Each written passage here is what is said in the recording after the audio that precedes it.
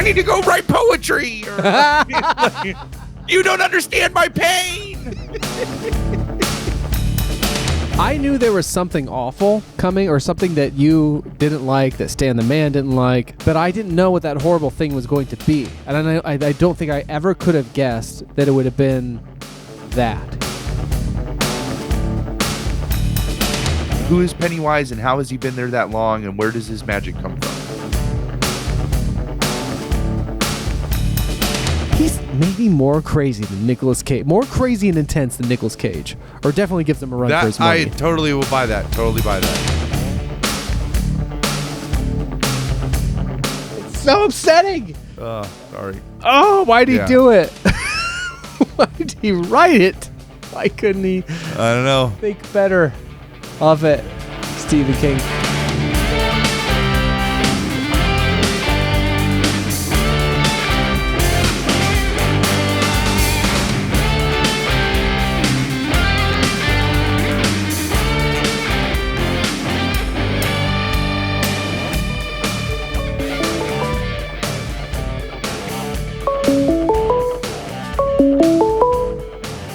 Hello?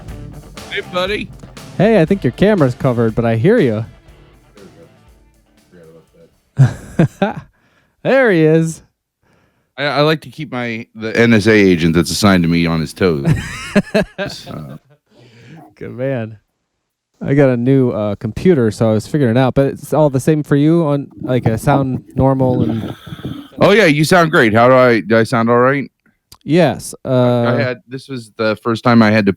My rig is kind of back together since I came out to Minnesota because I haven't had to record. Right. So, sorry, all that planning, and then I still biffed it at the last second. It was I looked at my watch. I was in my chair and I looked at my watch, and it was like 6:30, and then I feel like I looked at it again, and it was 7:29, and I'm like, how did that happen? Oh no, that's okay. It gave me just enough old. time to finish my own setup, so it worked out great. That's why, because I'm old. In my chair. Too I'm old. Yeah, I understand. It's like Ambien. So. Your chair is like Ambien. Yeah, that's great. And it's so funny because Ash gives me such a hard time. She's like, "You just fall asleep. You just. It's like you just sit in that chair, and 30 seconds later you're asleep." I'm like, "It's a comfortable chair. I don't know what to tell you." But it's like every time. Sometimes I'll just like my legs just get antsy, and I need to stretch them out. So I'll be like, "Hey, can I take the couch and you take my chair?" And she's like, "Yeah, that's no problem." And like she'll sit in my chair and 30 seconds later she'll fucking be asleep. And I'm like, see? It's the chair. I'm like, see, I told you the chair's covered. She's like, man, that chair. And like Mika has taken to like if neither one of us are in that chair, sometimes she'll just like climb in that chair and like sprawl out and like pass out. And it's like, see, it's that chair. It's so comfortable.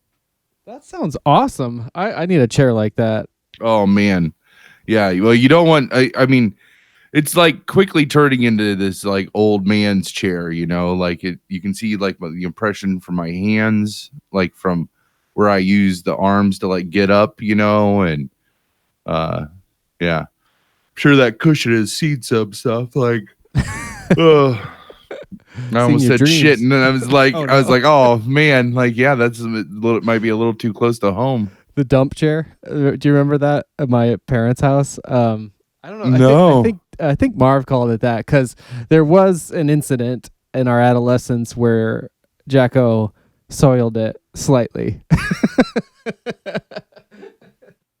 I remember that. Yeah. Oh, I do remember that. It was a very old, like tattered chair. You know, the kind of thing that if you're a teenager in the early 90s and you're weaseling your way into the master bedroom, you could make use of.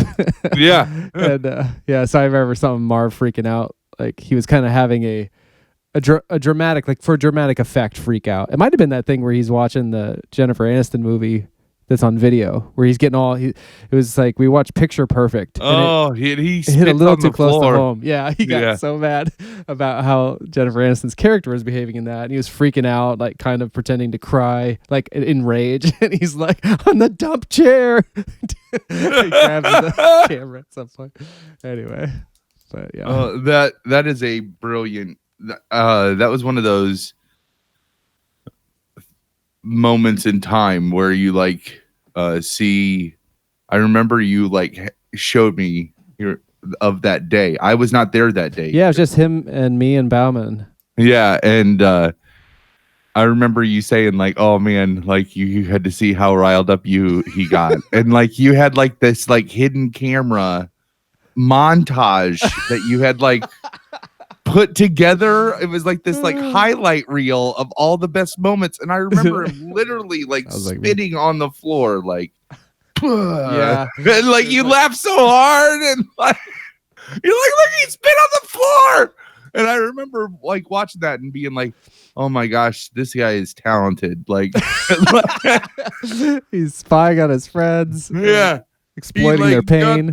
He got this like perfect shot of video and then like put together this like clip of it. Oh man, yeah. That it's kind of funny because it's like that's what I live for now on YouTube. That's exactly the kind of video. Is almost like a Vine. Oh yeah, I guess so. Yeah. Oh, that was so funny. Jeez. But yeah, my father-in-law was just here, and he also was a little sick, and so he was extra sleepy. But he falls asleep in chairs all the time, and slept a ton, like on the chairs around this house. And I'm just so envious of that ability, because that's a wonderful feeling in my estimation, to like just drift off. Like, I've been sometimes having trouble like getting to sleep, and so yeah, tend to like fetishize sleep. Like anyway, but I don't know. I'm sure it's frustrating if you want to do things, or if you're. That it definitely is the case. And it's like some of it is exacerbated by the fact that like, you know, you fall asleep in the chair. Like I am the same way. I have trouble falling asleep, and it's a lot harder to fall asleep when you're supposed to fall asleep if you slept for an hour in this chair. And now it's bedtime and you're wide the fuck awake on top of already having sleeping problems, you know, like some days it totally fucks me where it's like, yeah, it felt great sleeping for 2 hours, like mistakenly in that chair because you just like dozed off. But it's like, now I'm going to be up till 4 in the fucking morning. And then I'm going to start falling asleep right around when I should be getting ready to like think about getting up, you know? So yeah, I've been a real convert, or I don't know, but I find that whole idea of like I don't know if you call it power naps, but keeping it to the sleep cycle. So I'll lay down, if I'm really struggling, I'll lay down for half an hour, set a timer for that. And generally, even if I don't think I fell asleep, after that half hour, I feel a bit better. Yeah. But last week I did that, and I think I set a timer for an extra 15 minutes when I woke up, and I was fucked. I was fucked for the night. Like I think I slept somehow too deeply. So there's something about that magic half hour for me. But you got to do that on purpose. And I generally only do it if I'm like I can't really function. So yeah, you're supposed to like nap either so that you don't fall into that like REM sleep, or wait for a full sleep cycle. I heard like 20 minutes or 90 minutes are like the two. Like, I've heard the same. Yeah. Like that's the perfect time frame. So yeah, it was enough to register on my Fitbit later, which I think was a bad sign for, or indicative of why I couldn't sleep. Yeah. So, what can you do? You just get old and you sleep when you can, and you get what you can done. And I don't know. Those cats are fighting behind you.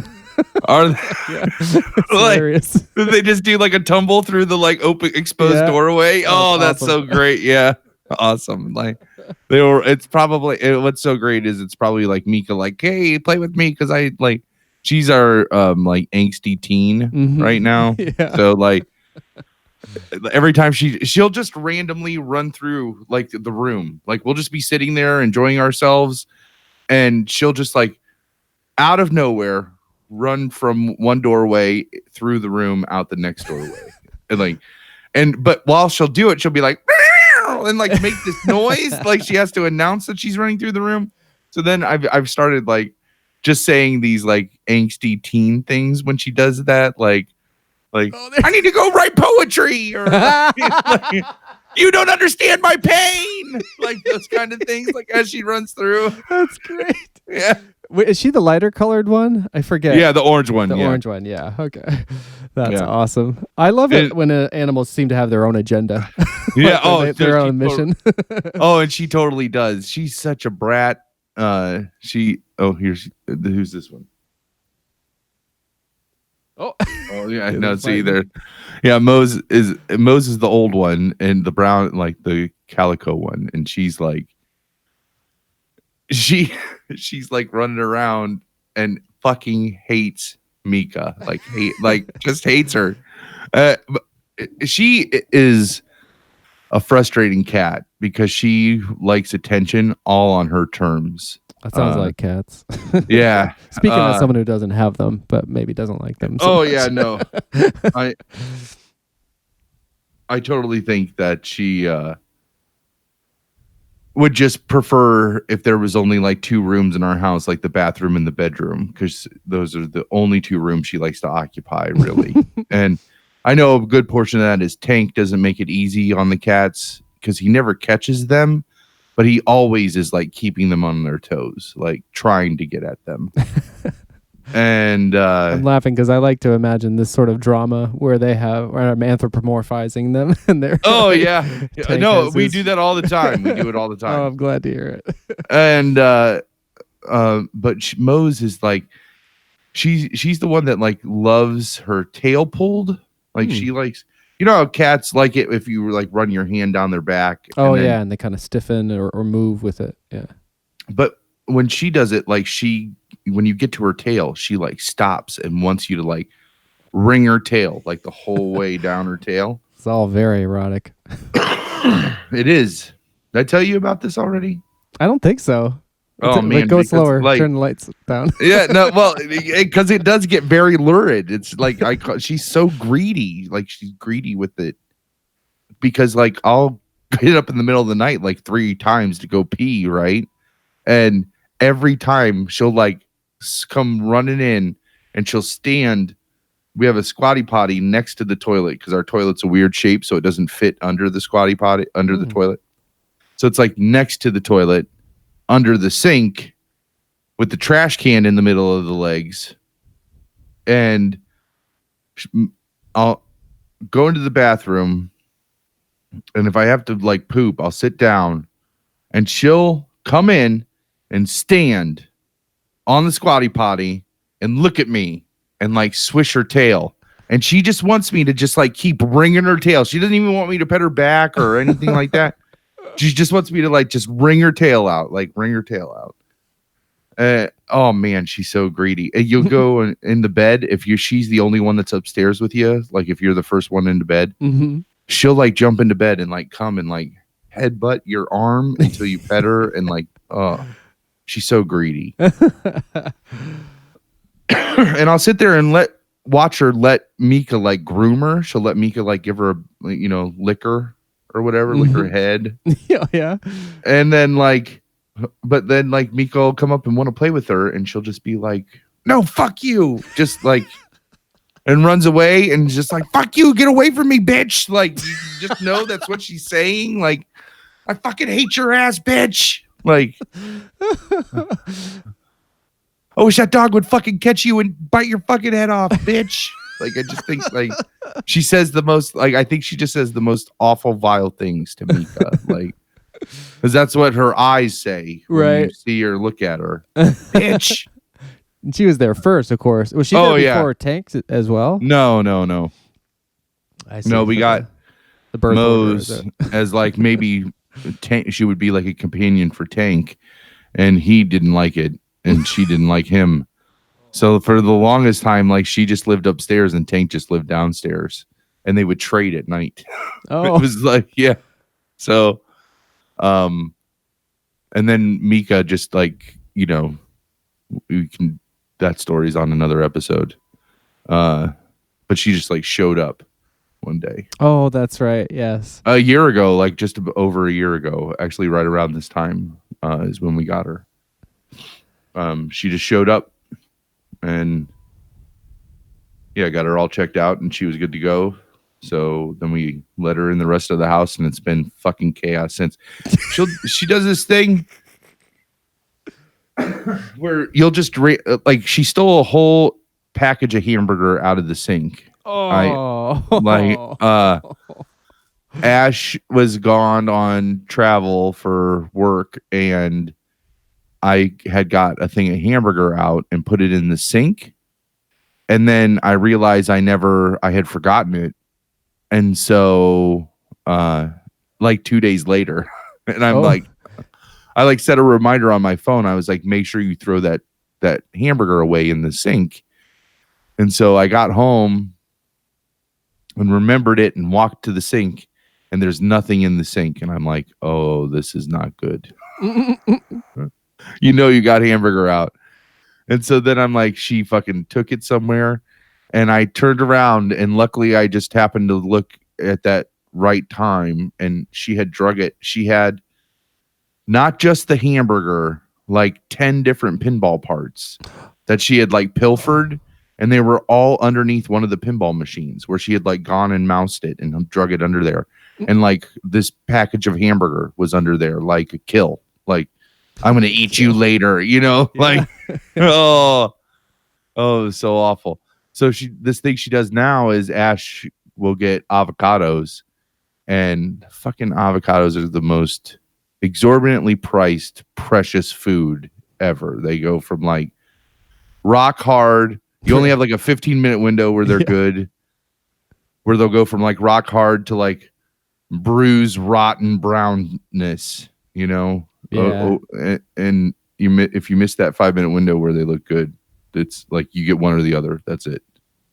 And Ash had just brought these avocados home, and they were too hard, so she had them out. And like Mika just like stole one, and like, we'll just take it. So we'll just carry it around with it in her mouth, and just leave it deposited somewhere.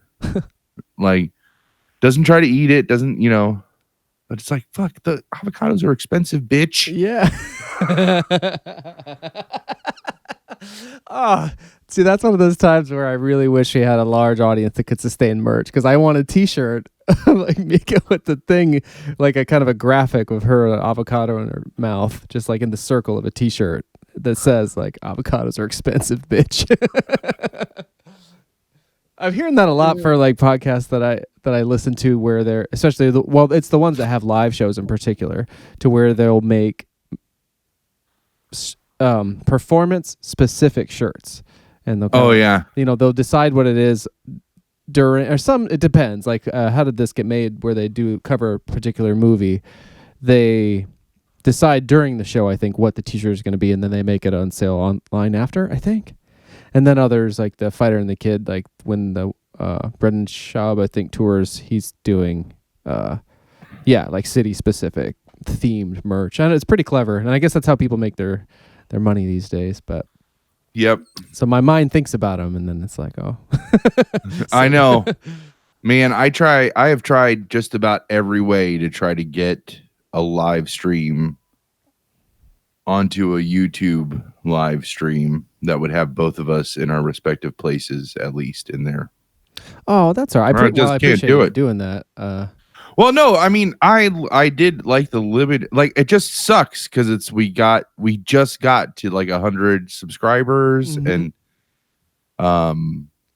we got all this other. I feel like we were gaining our little presence on YouTube, and man, we got fucked hard. So I was just trying to think of all these different ways that we could do it, and they just thought of all of them, and none of them work. So I'm sure something will present itself before too long. Yeah. If one of us becomes like stand-up artists, or some kind of thing that like we can afford to just get a studio that will have one, even though it has multiple cameras, has one feed. That's really what it is. Yeah. I noticed too that I didn't. I had my Goonie shirt on tonight. In commemoration of our last episode, and I realized after I got back, I was going through my closet, and the reason I didn't wear this shirt was because it was too small. It was like on the smaller end, and so But I was like, see, you have a Goonies shirt. You should have wore that. I had to put it on, and it fit again. So That's great. That's good. Feel good. So, oh yeah.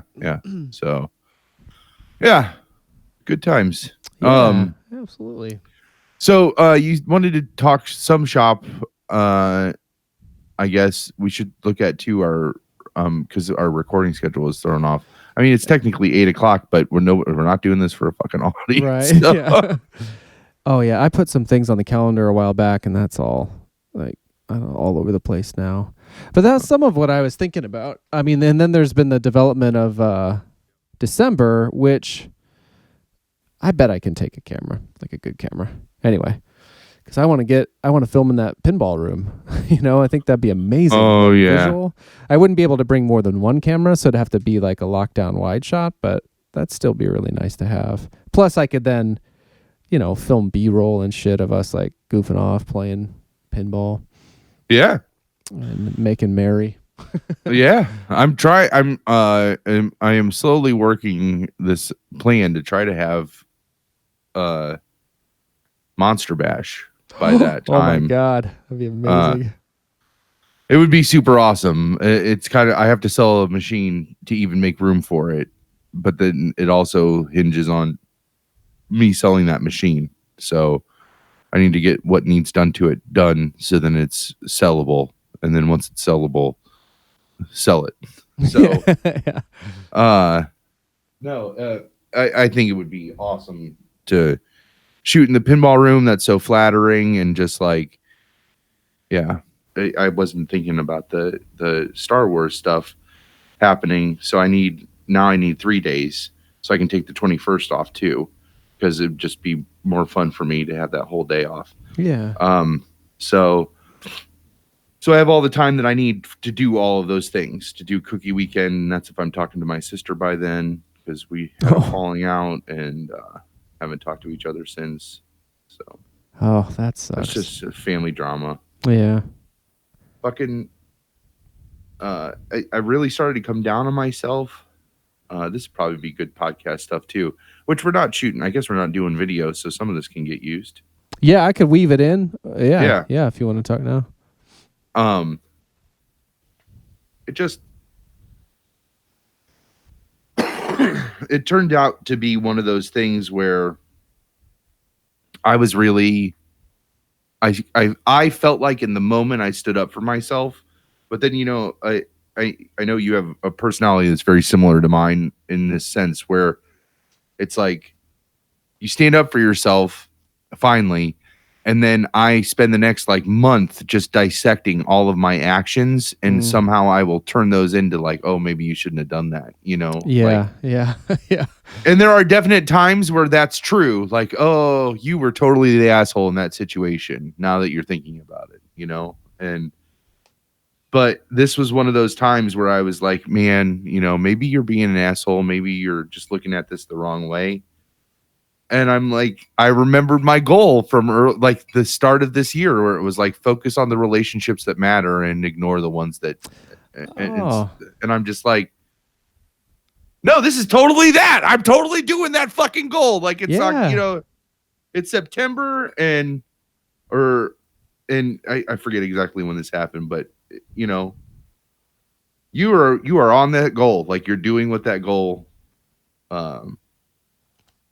was intended for. So it helped you feel better and realize feel better about my choices, right? And not have to sit there and dwell on my actions like I normally do. So I was thinking about stuff like that recently, or just the way I think the fine line that I try to learn is how to what is it? It's how to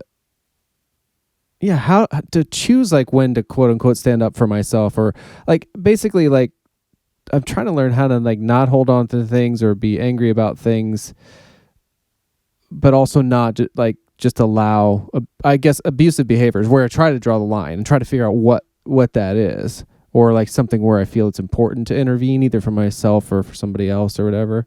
And I would think about, I can even picture the video clip from our show where I'm talking about that internal versus external locus of control. Yep. And I was thinking at that time, like, it was really bad, perhaps bad that I have an imbalance there where I'm always trying to think about like my role in it or what I can do. And I starting to think that it's maybe less to do with like, I feel like it's good for me to focus on what my part in things is and what I can do differently. But I think what I'm trying to sorry that it's not coming out well, because I'm trying to formulate, I'm trying to think about it, like, or trying to sort it out. But I think what it is, it's what isn't my responsibility, or just like business, like flat out, like what, like I think what it is in the past that is like I have felt responsible for things that or like what it comes down to, I think, is like being like controlling ultimately. Like there's certain stuff like I can't control what other people do, and I think even though I would say that, I think I would take a kind of a responsibility for it, or like try to influence it in some way. I don't know. Yep. It's something I've been thinking a lot about, and I'm actually reading this book. I don't have it up here, but it's called I think it's called Value Fulfillment, Well-Being as Value Fulfillment: How We Can Help Each Other Live Well, by Valerie Tiberius. And the idea is basically that what makes us each happy is very subjective and based on values, not necessarily like American values or whatever, just like for me, a weird idiosyncrasy that I'm trying to lean into and embrace and not beat myself up about is like I like to make things when I hang out with friends. That's my favorite way to hang out with friends. Yeah. I just spent a weekend recently visiting our friend Krams. Listeners of the podcast will know he's making this album. They won't know he's making an album. I'm telling you that now, I guess. But I decided a while back that I wanted to come and like record some stuff, make some sort of video about it, but also to have that time to spend with him. And as that, I just kept putting it off, and then it came up. He wrote this he made me cry like with something he wrote about my album. It's one of the only times I've ever like realized like I'm missing out on Facebook. I didn't see this post until later. And when I saw it, I was like, okay, I got to go there. But the reason I bring that up now in this context is I just made a conscious choice in myself to be like, what I really want to do is make this thing, and in making this thing, I will have the experience with him that I value. Because like part of what I value is that creative enterprise. And it's weird, and a lot of times in my life, I've struggled with the idea of like trying to make sure you build in time for like normal hanging out or whatever. I'm just like, but when I laid it out to him, I was like, look, I'm going to come in as soon as I can after work on Friday, but it might be late.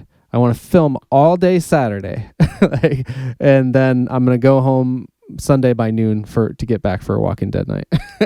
Yeah. Which is kind of insane, like if you think about it. Yeah. But it's just like, look, that's how that will make me happy. And I try not to make apologies for it. And I had a great time. We had a great time. I got tons of stuff filmed till like 3 a.m.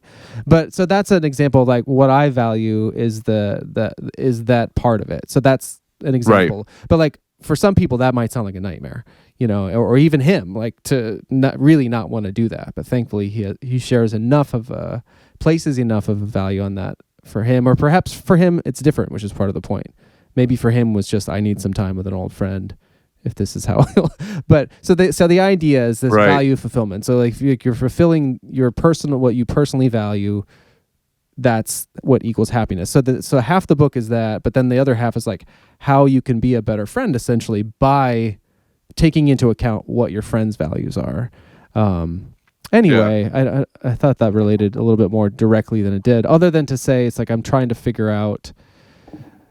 So it's like when you're deciding how to help friends, and that extends friends to like family and intimate relationships, like you can't just, the premise is that we all kind of presume what makes us happy will make others happy. And you have to take into account, She thinks we're live. We're not live. No, we're not live. And we're just in a hangout. A weird tangent. Hi. He pooped on the sidewalk next to the big blue house. I believe that. Just don't get that on camera. That's just what we're trying not to do. Yeah, no images. Oh, she can't hear me. All right, I love you. Yeah.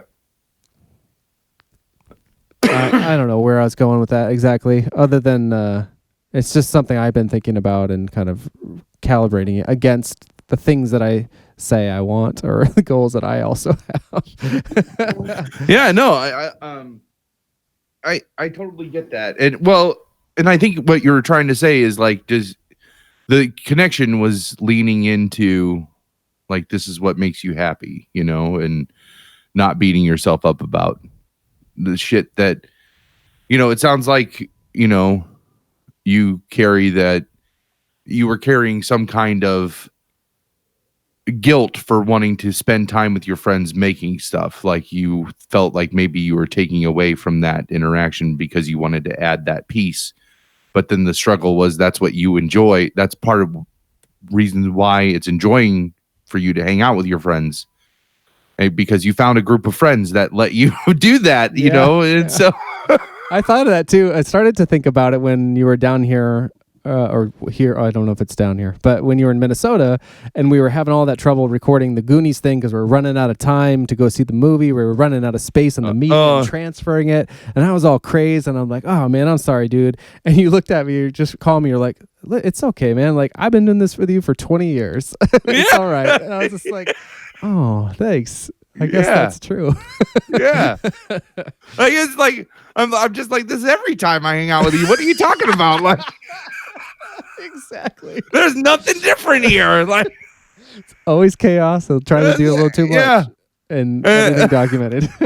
I told Ash, I was like, babe, Dave, I got off that plane and Dave did the most Dave thing ever where he's just like, hey, my big sweaty 400 plus pound friend, thanks for flying all that way. Let's go do a photo shoot. I'm in. Yeah. And now maybe I would, well, I hadn't thought of that prior. Anyway, I'm just trying to. No, but weird, it was like perfect. Yeah. It was like, and she's just like, what did you do? I'm like, you just go along with it. Like, what else are you going to do? Like, you go to a photo shoot. Half your pictures. Look good. Yeah. Well, we'll use the ones that look good. The ones that are in focus and flattering. Lady, come on. Yeah. See 15 guys that look like me down at the methadone clinic. Oh my God. Thank you. That was a Bobcat Goldthwait, like late 80s quote. Man, that warmed my heart. Thank you. That's like that's like one of the few stand-ups that I've been recommended by you. Like you were like, oh no, you gotta watch this. I do love that one. Bobcat Goldthwait, sharing the warmth or something. Oh shoot. What to talk about with Double D when I see him. He does that really. It's so weird. Like stand-up comedy in the 80s was so different. Like it was like in the 80s, I feel like if you could get up there as a stand-up comedian, it was like you were like a rock star. I feel like in the 2000s, the stand-up comedy really had a nice revival that's still going on right now, but it's just not that same like arena, like Sam Kinison and Andrew Dice Clay and Bobcat Goldthwait is a good example. And Eddie Murphy, I think, really kicked that off early in the 80s with Raw and then Delirious. Yeah, those are huge. Huge. Purple suit. Huge. Red leather in one and purple leather in the other one. Like that's right. I heard rumor that he is transitioning back into making R-rated stuff, right? And to stand up, maybe or no? There's a movie got announced that's going to be on Netflix where he's like doing the biographical a biopic of the guy that made Dolomite. Oh, that's right. Yeah, I think you told me that when you were out here. So that's happening, but I heard that they also signed some monumentally large contract for him to do his first R-rated stand-up again. Like, nice. He's going to do a comedy special, and it's going to be fucking. It's going to blow my mind. Like, just like. Oh, it'd be like hearing that Richard Pryor was coming back from the grave. An exclusive deal to like do a stand-up special, like that. Oh man. I hope it lives up to it. I don't think he would like release it, I guess, if it doesn't. I don't know. Or because he's avoided that stuff for so long now. And Yep. to come back, it does have to be, I think has to be pretty special. But which is funny because they call all like comedy hours or half-hour specials, but everybody has them. Not everybody, but most stand-up comics have them. I'm trying to find the name of the Bobcat one that I love so much. It's hard to turn the ship around. Of course, yeah. Thank you for tying it back to Bobcat Goldthwait. That one is so weird because in the middle of it, he's just like, and I know this is all paraphrase. This isn't what he actually says. He's like, but it's essentially like, I know nobody's going to understand what I'm about to do, and half of you is probably not going to even like it, but it means a lot to me, and I'm just going to go do it. And he like runs off stage and then comes back out and plays Bono. He does an impersonation of Bono doing With or Without You. Yeah. And it's like not really even that funny. Like it's kind of funny. Like if you know Bono and you've seen when that was like 87 when that was all over, But it is a legitimate, like it's like a really good karaoke version of With or Without You. Yeah, that's right. Not trying to be funny, not like they like put it in black and white, so it looks like Rattle and Hum that's and like all that stuff. It's like moving in slow motion. Yeah, got a vest on. Yeah, and I'm just like, what the fuck is this? Like, and that's why we watched it because he does the great Bono impersonation. But I remember that it was. I'm just like, man, only in the fucking 80s could you get away with this on a comedy special, just like totally ripping off somebody's song in the middle of it. Like, I can't find, I'm sure if you look up that bit, you can find it's not showing up. I have a VHS of it. So if we I'm sure we'll take a break. I'll find it and tell you. Cause it's my favorite. I just love the whole thing. And that's what you said earlier that sparked it. Is like the lady, like some woman like tells him like, you look good in the audience. He's like, lady, come on. And he's like, I'm sweating up here like a pig, a premature bald. And he's like, you look good. I just love, that's so amazing to me. I didn't even know you knew the lady, come on. And then you knew the other thing. Man, we have known each other a long time. And you've got an incredible memory. So that helps. But lady, that's wow. Thank you for that. It's you can find it on YouTube. So we'll add this to our YouTube page of like videos mentioned on the show. I'll tweet it out. But the special that I really like is called "Is He Like That All the Time?" That has the lady come on, the Bono thing. But like to see like viewers won't be able or listeners won't be able. But like if you look at the cover for it, he looks like he doesn't even have the crazy hair. It actually says Bob Goldthwait, not Bobcat. Yeah. And it came out in 1988, which must have been like when he blew up, because also in 88, even the year, wow, that's weird. The year before, this one that's called Share the Warmth, it looks like it would be the right one, and I bought it, and it has some of the same bits, but it's not the one. It's Is He Like That All the Time? So you can find that on our Twitter, which is at LWSD pod, and on our YouTube page, youtube.com/longwalkshortdrink. Yeah. Awesome. But so enough about that. So we haven't actually talked since you had been out here in Minnesota. There was a text exchange in which we were trying to schedule this session in which you mentioned on Monday nights you are in a pinball league. I am in a pinball league. We just had week 4. I am a Dayton Silver Baller. Oh, that sounds amazing on so many levels. Yeah. So we're the Silver Ballers. That's the name of our league. It's a PAPA registered league. So like I have a ranking right now with the Professional and Amateur Pinball Association. Whoa. We get these really nice metrics. Like every week she puts out our rankings, and it's super reasonable. It's like $15 for the 8 weeks, and that basically just covers the cost of you play 4 games every Monday. And how you play determines on who you play with, because after the first week and they start establishing your scores, you get placed every week with people that are relatively in your same player ability, so you're not just getting blown out every week, which is really nice. Wow. So yeah, like week 1 was like 50 people of like a really diverse group of people, and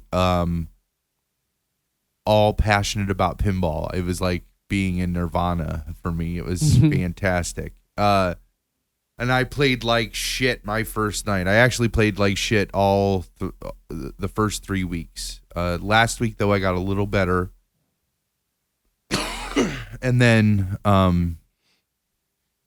last night I fucking just killed. It was fantastic. Oh, good. I played great. Put up some really, really sizable scores, and which was awesome. So I'm going to get good points, and probably will move up. This guy that I work with, he's also in the league, which is great. And he started like really high ranked in this like top tier, and I started way low. But we're slowly like moving towards each other in ranking. So I'm hoping that by the end of the 8 weeks that will be kind of similarly matched. So we'll be playing with playing against each other, which would be fun. So It's like you're in the All Valley tournament for karate. except oh for man, pinball. yeah. That's awesome. I'm so glad you found that. What a fun thing, man. I was going to ask you how you found out about it or how you got involved, but it sounds like maybe through the coworker or no? No, well, so he started like 3 months ago, 3 or 4 months ago, and he just heard me talking about pinball and then kind of spiraled from there. So he's relatively new, but he is all in into the hobby for sure. Nice. He's like, I've always wanted to have a pinball machine, and then he found out I had some, so that he came over and played, and then I actually found out about the league through we were at a restaurant, and I was somebody asked about my pinball machines, and I was talking about them, and our waitress, which is funny, who had been kind of aloof up to that point with our table, she heard me say pinball and was like, "You have pinball machines?" And I told her, "Yeah." And she's like, "Oh my gosh, you have to join the pinball." That's how I found out about it. And I told him about it, and then he followed up and found out how to sign up for it. And so it was this big spiral. And that girl's in the league. So we saw her, and I was like, "You're the reason that I'm in the league and he's in the league." Wow. And she's like, "Oh, that's so awesome." So she was there, and I met a couple really awesome older guys who are old school pinballers. Just really awesome. And I have refound my passion for working on my machines. I've spent the last couple weekends really like just really going through. I have oh, I'm sorry, this cold.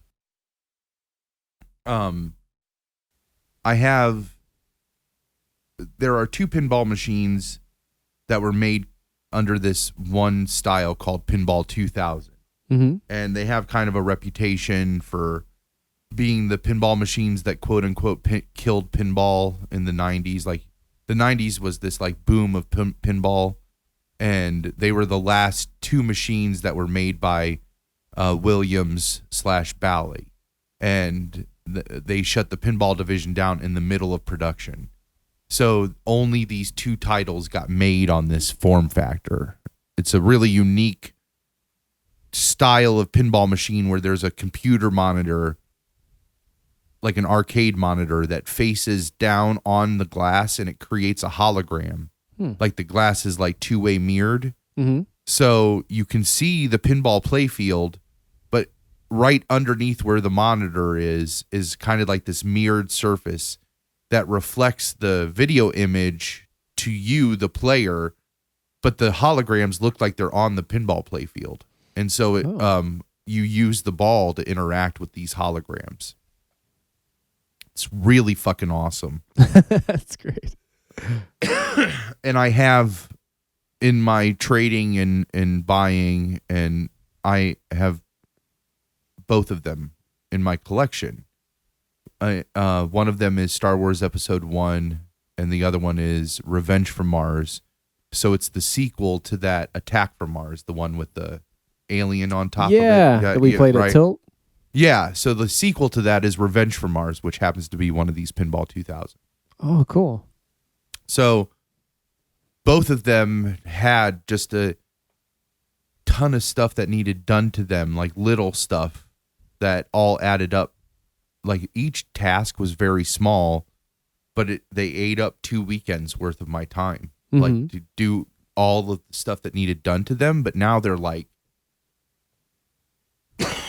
rock solid and pretty much bulletproof. They'll probably last for another 20 years and look awesome that whole time. I mean, they'll need regular maintenance like any other pinball machine does, but they will survive that maintenance for probably another 20 years. Wow. So, which is awesome. So I have like this set of these like quote unquote like pinball killers, right?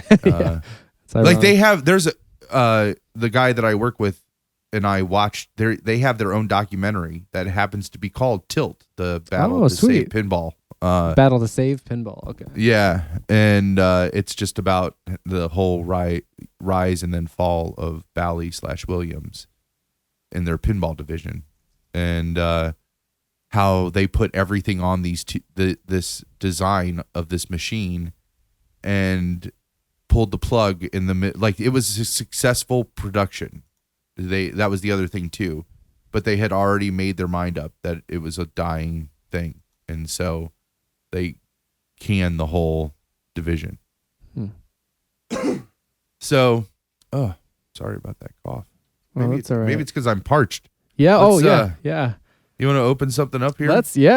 What do you got there? I have this is that Neapolitan milk stout. Oh, right. That tastes like melted Neapolitan ice cream. That sounds like a good thing. It's so good. I found some like the Surly Furious that I like is usually pints and 4-packs. Nice. And so I try to control my intake by controlling what's available. So I got some 12 ounce. I found some like 12 ounce cans, which are kind awesome, of more rare. I found like 3 of them, so I can't get too fucked up. Good deal. Yeah. Well, let's crack this open on 3. Yeah. And 3. Woo.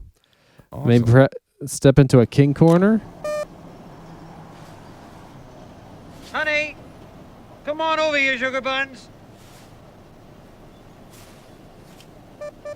This machine just called me an asshole.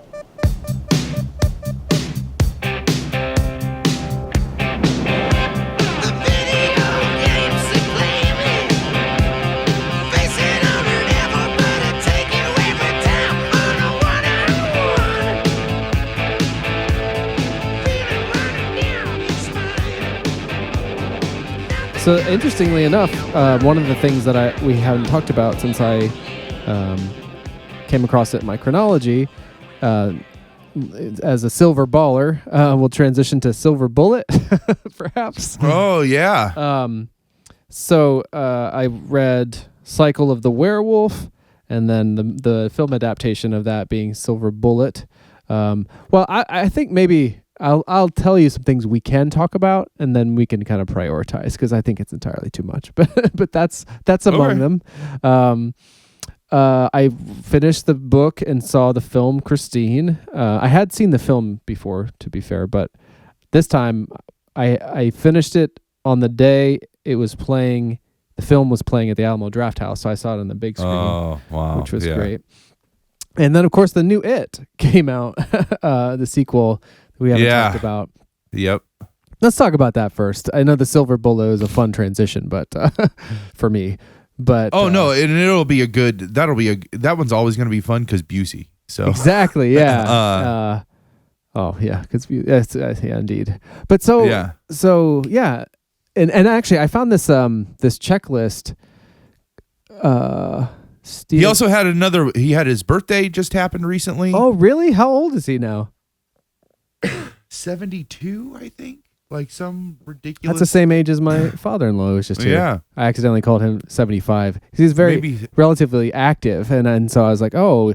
Yeah. And I have this friend who's 40 years older than me out here. He's 80 right now. So I thought my father-in-law was 75, and he's like, I'm only 72. Oh, I nailed it. 72. 72. Yeah. So right. September 21st was his birthday. That just happened. He also had The Institute came out this past month, which I believe is I believe is a loose sequel to Firestarter. Really? Yeah. That interests me. Because I'm just in that mid-80s. So I found this checklist. I'll tweet out the link, but it's a kind of a complicated link. But it's basically just like an interactive Stephen King checklist that has his books in chronological order, including the Bachman books. And you can check them off. Yeah. Yeah. So I have read 19 out of his 75 books, according to this thing. Yeah, send me that thing. Oh, send yeah. Me that thing. Here, There we go. Oh, nice. But you've done all of these, though, right? I should have. Yeah. Yeah. Oh, look at the Dark Tower. Yeah, it breaks it down. So as I'm looking at it, like once I've got them all checked off until I get to the Dark Tower 1, and then I have them all checked off to Cycle of the Werewolf. Because I was trying to decide what I wanted to do next. And then after Cycle of the Werewolf, it skips a few, because I skipped ahead to it so that I could see the movie a couple of years ago. I just wanted to see where I was at. And so this is a fun little checklist for Stephen King completists. No, that's awesome. I can't wait to dive into that a little bit. Yeah. But so let's talk it. So I mean, for people who don't know or whatever, living under a rock. I don't know how you could not know.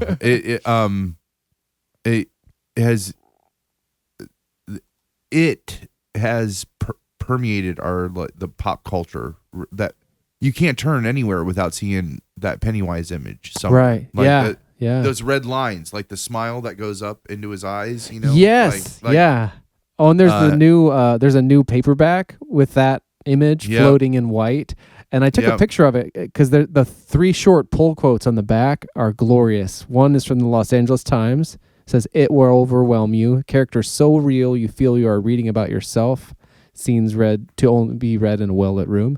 Second one from the Chicago Times says, "A great book, a landmark of American literature." And finally from the Los Angeles Herald Examiner, "The Moby Dick of horror novels." Yeah. But yeah, that image is everywhere. I have I got this is for you to see, I guess, not because we don't have video, but I got this like Stephen King, they have them in the grocery stores, and it's like I don't want to say how much it is, but it's more than it should be. But it's like a collection of articles from Entertainment Weekly and else, and a lot of photos like of him on the back of this motorcycle. Oh, that's so awesome. But it's got Pennywise on the front. And yeah, so it's the second part / sequel to the 2017 adaptation. And in my opinion, having gone through the better part of his collection of books, I do not think his writing is any better than in that. But and critics will even say like that's the peak of his writing ability, like the best showcase of his talent. Nice. And I agree with that. It's a favorite of mine for sure. Flawless storytelling and just in rapture. It's so good, and all of that is true. I didn't even grow up in the 50s or early 60s, and but when you hear them talking about being kids, he nails it.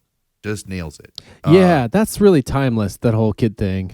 Yeah. Well, and the proof is this adaptation, because they moved it up into the 80s, and it still covered all the same big pieces were there. The rock fight and all that stuff is timeless, Yeah, and it didn't, I don't know, like the world hadn't changed enough up until that point from like updating it from the 50s.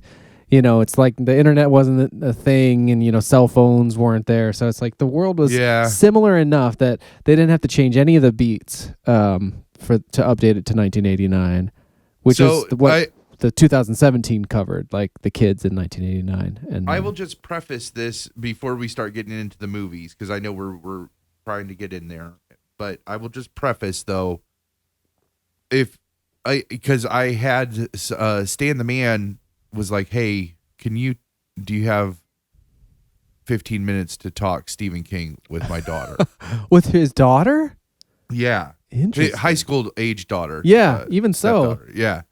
Who Got my had attention. gone with her friends to go see It Chapter 2. And at first I was like, because I'm thinking of her being, this big, but she's a high schooler. Mhm. That's the like top demographic that they're trying to get in movie theater seats, right? Are those high yeah. schooler kids, Yeah. right? So of course she's going to go see it. But the part that, and this is my PSA, is like, don't spoil if you've only seen the movie, like, do yourself a favor and go consume the book in some way, because it's so good. Don't get on Wikipedia to try to answer questions and then spoil everything that the book, because she knew everything about the book, like all the worst pieces of the book. There's a part of the book that is unfilmable. Yeah, we should talk about it. We're gonna, because it's gonna come up. We don't have to talk about it right now, but yeah. We did a whole episode on it. I can't remember the number. I'll find out, but this would be our sequel to that. Yeah, in which we definitely get into that and other things. But so just so I understand, he had you talk to her before she went to the movie or after? No, she just had a bunch of questions like, what does this mean, and what does this mean, and what does that mean? And the answer I kept going back to was like, just go get the book, go read the book. And they talk about that more in the book. Who is Pennywise, and how has he been there that long, and where does his magic come from? Go get the book, and you're not going to get straight answers on any of that, just so you know. And you don't want them, really. I don't think. No, I think that's part of it. it. And I think that's one of the messages that Stephen King is continually trying to, like, with lack of a better term, beat into our head as readers of his work, is that it's not about the answers. It's not about and I think this is what inspires, because some of our favorite people from the early 2000s were definitely like J.J. Abrams and David Lindelof and a lot of the people associated with Lost were kind of like obsessed with Stephen King. Oh man! Even the Star Wars, like the Force, once you start breaking down what the Force is and midichlorians, it ruins it. Yeah, mystery is important. That mystery is important, and so it's about the journey. It's not about the destination. It's not about the answers, and so you're not going to get a straight answer on probably a lot of the questions like that you might have. But do yourself a favor that if the movie is the only way that you know this story and you enjoy it, do yourself a favor. And I would go even one step further and say, even if you're not an audiobook fan, ooh, this is a good one. This is the one to like make. If you can't get pulled into Steven Weber's reading of it, then you're not. Then you're right. You're not an audiobook person. But I can't imagine anybody not being into. He reads it so well, with such passion, and really turns it into an audio drama versus just him reading the book. What is our Audible? Our Audible is /LWSD, right?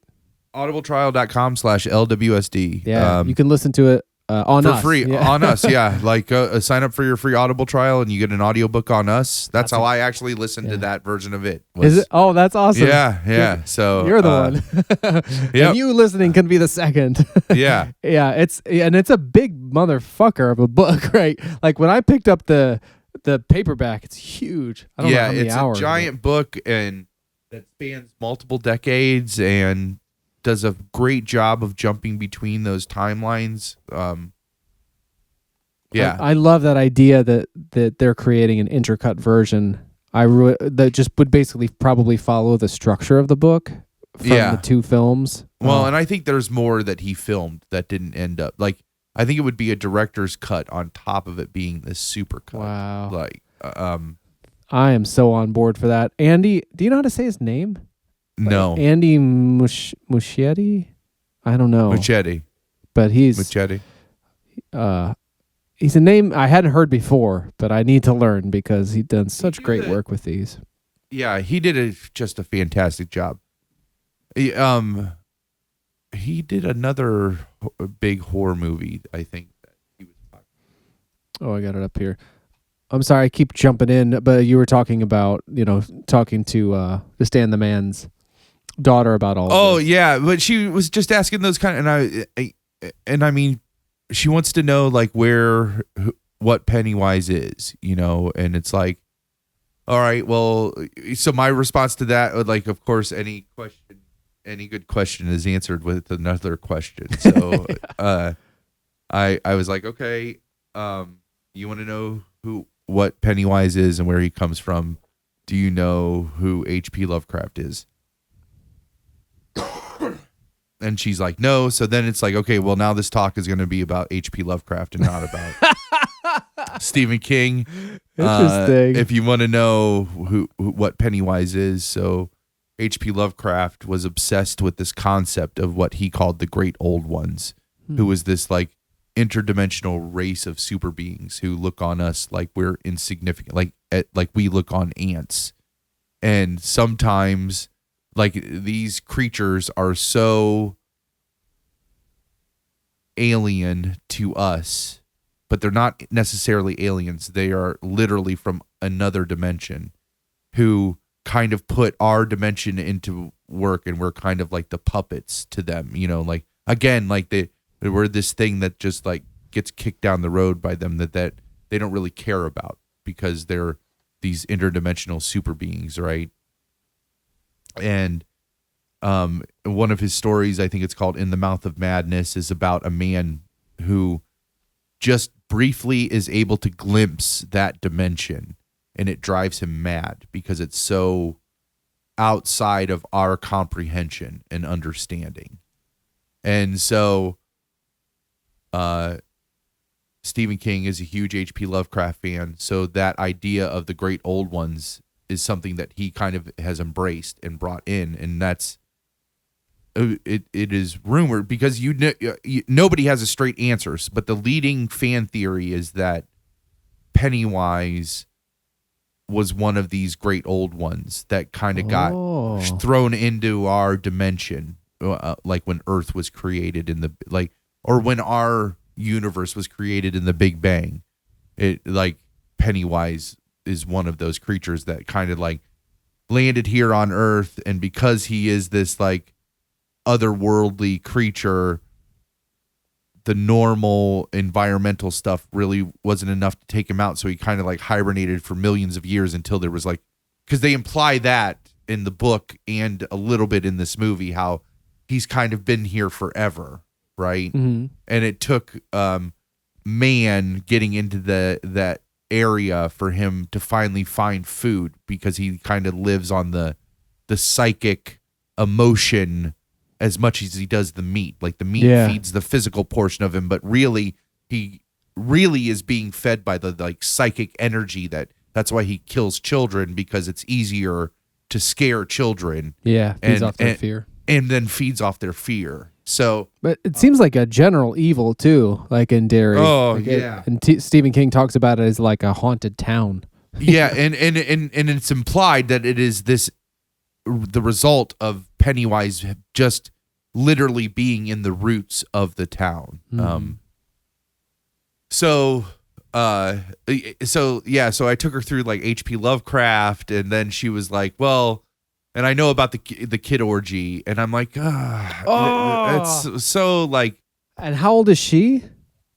She's a teenager. She's a freshman. freshman. So she's like like 15, 14, which is 15, 16. That's like the age of the kids. Like a little. No, bit they're younger than that. Yeah, they're younger than that. Like, it's so, and I'm like, that you're really way ahead of yourself with this book, and like, it's unfortunate that scene is in that book because it's so perfect otherwise, but it is like this icky sticking point.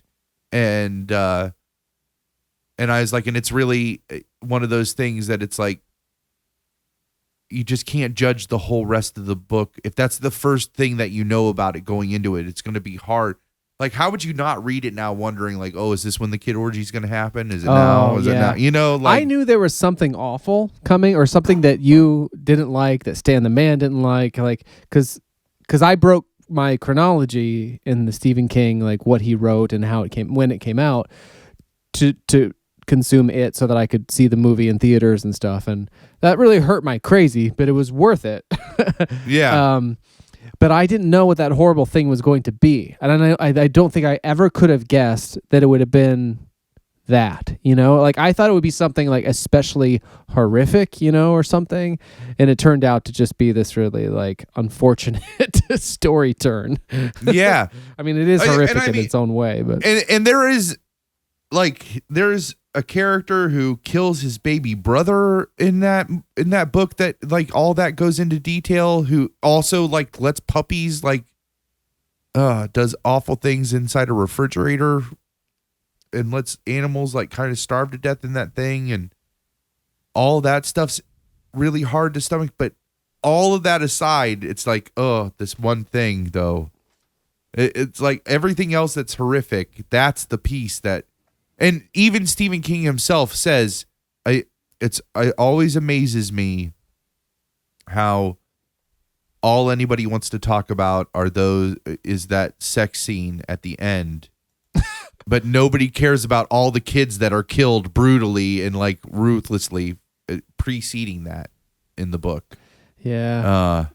Which is, it's true. I don't know. So I don't want to, because he's got kids fucking, and he's got kids like all. It's so disturbing. It's so disturbing that it's indefensible. Do you think that that's what? Sorry to jump around, but no, that's okay. Do you think that that is the allusion to when everyone in the new movie in the chapter 2 where they keep talking about is it Bill becomes the author, right? Yeah. So Bill Denbrough as the horror author, and everyone's like, "Oh, I love your work, but the ending." Oh well, so I don't remember that from the book. Is that in the book? No, that it definitely is a nod to Stephen King. I think he predominantly is kind of ribbed for his endings. Oh, in general. Oh, in general, okay. Yeah. And that's like the piece that people, and he even admits that's like the hardest. Sometimes that's the hardest part for him to write is the ending. So he gets ribbed for that, but I think that this is a direct, more like, and I didn't even piece that together. Probably a more direct route of like, and I can even think maybe the director Andy Muschietti, because he also wrote, I think. No, he did not. I thought so too, but I guess it. And actually, I'm looking at so Chase Palmer. Maybe I'm looking at a different thing. Writers Gary Dauberman. Well, I'm looking at 17. Sorry, I'm trying to get. Okay. The so I could see though him probably dealing with a little bit of that while he was making this, like where I could see him feeling the pressure. Or maybe his writers even put it in, feeling that pressure of like, we're going to shoot this tomorrow. Like, we're obviously not having the kid orgy. Like, what are you like? Yeah. Give me the ending. Like, how are you going to wrap this up if we don't have the kid orgy? Because we can't do that. You don't need it. You could just throw it like in the TV movie from 1990, and this, like, you just take it out. Everything's fine. Like, everything's fine. Like, like, why can't you just have so? The point of it, and we talk about this a lot, and I hate giving so much lip service. It's episode to this. 33 is where we talk about all of the things. I just can't. I can't. We can't give it all the lip service like we did the last time. No, all that's there. We can just talk about. But the whole purpose of it is to show like their connection is falling apart after they defeat Pennywise the first time, and they're gonna die in the sewers and get lost. And they need to be just as connected as they were going into the fight to survive it. Mm-hmm. It's like the last bastion of like Pennywise's powers is going to like still, it's like the cost of them defeating him. And Bev, whose whole fear is becoming a woman, that's why he can only take the form of blood around her, because she's worried about getting her period. Decides the best way and the only way that they can all reconnect is if each one of them has sex with her. It's just fucked up. The Chasing Amy ending. We all have to have sex together. Yeah. And then none of them want to do it. Like, nobody wants to do it because they're children. Oh man. And they do, and it magically works, and they're all connected again because they're all Eskimo brothers. Oh. And I don't know what it says about me and my sexual hangups that disturbs me so much as a thing in general, but I feel like once you translate that thing to kids, it's universally fucked up. Like it's fucked up, man. There's no way. Like you said, it's indefensible. And thank God the movie doesn't include it. Yes. And after I did such a big push to listen to the book, now I'm just like, oh, except for this, like, yeah, but it happens in the book. I don't feel like it lasts for very long. It is not what sticks with you about the book. It's like a footnote in like, I wish this hadn't happened. And we're talking about it again for now 20 minutes. But then you add the layer of fucked upness that you had to talk about it with a high school student. Yeah. And then then say, and try to defend it, like try to make a case of why you should still listen to the book. Yeah, that's in there, but you should still get this book, gosh, yeah. Like, I mean, so there's the book. There's the original book that came out in 1986. I think that's right, yeah. Which is glorious. I read those review things and whatever, reviewers be damned, but like it's a very well regarded book by all sorts of audiences for very good reason. So to read it on the page is wonderful.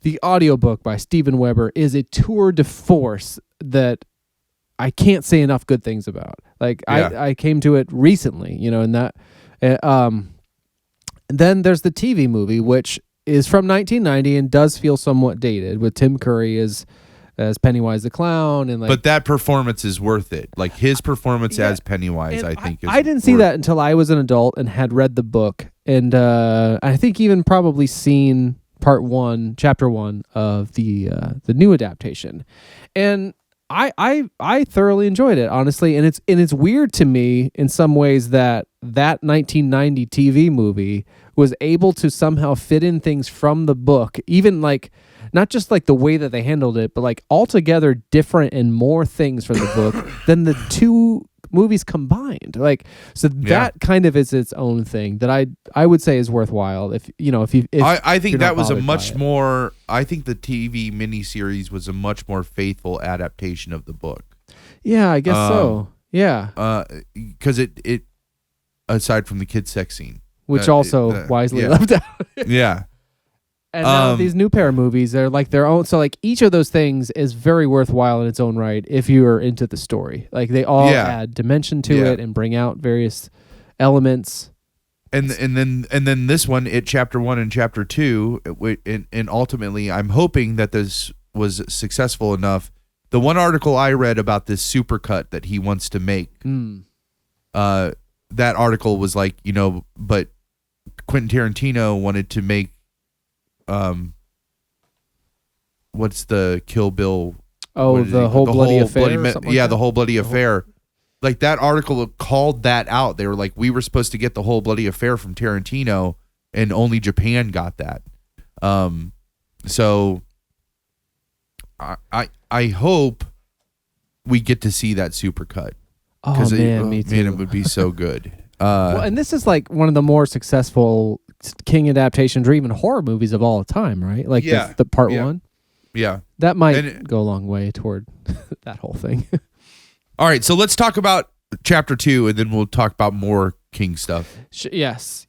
So you first texted, you reiterated it earlier, but I'm not sure if that'll make it into like the cutting in and out. So you texted, you saw it like not opening day, or did you early bird opening day? The next day, the Saturday. It opened on like that Thursday night or Friday or whatever, right? So I saw it that following Saturday. Okay, right. On the first show, and there was like me and like a couple couples. I was by myself because nobody, everybody around me is chicken shit. And literally everyone around you is just afraid to go. Yeah. Oh man. Yeah. I gotta say, like, it doesn't. I don't find it frightening. Like, sometimes it's startling. The book was honestly scarier for me than either of these movies. Like, there's the worst scares are jump scares. Yeah, which I don't love. I don't jump, but I jump at those too. It's all right. The book filled me with genuine terror. Like when I was going through the book, like that is actual scary to me. Way scarier than either of these movies were. But they're so fucking good. But it was me, a couple couples, and then this family shows up, and they had like 7 kids with them. Whoa. All ranging in ages of like way too young to fucking be there to high school age. And I'm just like, are you fucking kidding me? And then this row of college kids behind me. I think there's more people there for yours than ours. I don't know if there's. We saw it. Like a week later, yeah. And I don't remember what day. Like an afternoon. It's similar, like early morning, afternoon, Saturday thing. But I think by that point the hardcore audience was not there for that time slot. So like there might have only been 2 other people in the whole theater. That's awesome. So I'm glad that there were more for you because I feel like that would add to it. And I got to the theater that's close to us that I really like to go to has an IMAX screen, and they usually have good shit on that IMAX, like whatever's big at that moment on the IMAX screen, even if it wasn't shot on IMAX. Oh. So it was on the IMAX screen, so I got to see it on this big, beautiful screen, which will hopefully, that's where we will see Star Wars. Nice. Nice. You hear that, Twinkie? Yeah. So we got to see ours as they call it a monster screen at the theater. Yeah. They don't have an IMAX. And yeah, probably similarly, I've seen, I don't know, maybe one other movie that I couldn't name. And that was a nice perk to this. Yeah. Plus to see a monster movie on a monster screen, which is like a Oh no, that's very nice. So and it was so I sent that and I watched it, and it's 3 hours long. That's another right. I kind of weird horror movie thing for a horror movie to be so long. Did not feel like 3 hours to me. Not to me either. Not at all. I guess it did to the bride a little bit. She's pretty sensitive to that kind of thing. She's like, oh, this is dragging here for any movie. Yeah. For some reason, I don't get caught up in that. I think for me, most times in movies, I really get caught up in characters and am happy, like just to hang out with them. Like if I'm enjoying the movie, I'm not troubled by pacing issues. I'm just like in there for the ride. So it did not feel long to me at all. Not at all. And this is a great one. I love that comparison of like it feels like you're hanging out with the characters. I felt both of these were great for that. Like the first one was like it totally nailed that like 80s kid adventure movie, which is I have a soft spot for in my heart. Me too, yeah. And this with the grown-up one was this beautiful ensemble cast of like really great actors, and so who felt like friends. Like they totally nailed that. So it was really easy to just like quote unquote hang out with them, and I told Ash afterwards, I was like, they did such a good job of pairing the adults to match those kids that I thought the guy that played grown up Ben, like that, he could have been his father. No, that was insane. How like good that was. like he could have been his father. Like he looked like that chubby kid grown up. Yeah, like, and like all turned into a GQ model. Yeah, right. Like turned into a GQ model. Like all those kids, like they look like they're grown-ups. Like it's so weird. Yeah, the Eddie Kasprick guy like was excellent too. Yep. And he nailed that kid's character. Like, yeah. Because that's the other thing I could think. I would have to think as an adult actor to be told, okay, we need you to play these kids. So you have to step into a character that was literally the foundation was made literally by a child. Yeah. And that guy did it. Like him and Bill Hader had that same energy. Fuck, that was he was the highlight of the movie for me. Yeah, I like that guy absolutely. anyway, but Jesus. He nailed it and really, really did a great job of. I don't know. He brought something to that, and then that was a deviation from the book, which we should say spoilers. Yeah, and I'm a lot of times I like to try to contextualize it, so this could be anyone's first, but like, fuck it, like I don't. We're gonna explain the plot. So like, if you need some background on it, we'll give you everything you need in our context in episode 33, and we'll talk about the whole book, the TV miniseries, the first movie. But here we're just talking about part 2. So that was a deviation from the book that the book didn't really touch on, but you find out in this that part of the reason why that chemistry was so good was because there's some repressed feelings. Right? I did not get that. I did not get that till we were leaving the theater. Yeah. I'm so fucking dense. Yeah, I didn't get it. Even with him, like, with the heart on Kissing Bridge, you didn't get that? But I couldn't remember, like, what that was or what Richie was doing there. So, but that was a really nice touch. Once I realized that, I thought it was so cool, too, because, like, if you are a hardcore fan of the book, or even just a more, I wouldn't call myself a casual fan, but I only read it the once, I listened to the once, whatever, but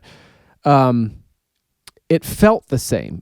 So sometimes for me, like, to introduce a romantic, like in television shows where like these characters are friends and suddenly they're, I'm thinking of specifically like Walking Dead, which I don't want to spoil for you. Anyway, there's a coupling that happens that at first I was like, I don't like that, because like I liked the idea that they were like comrades and warriors together, and I just didn't make sense to me.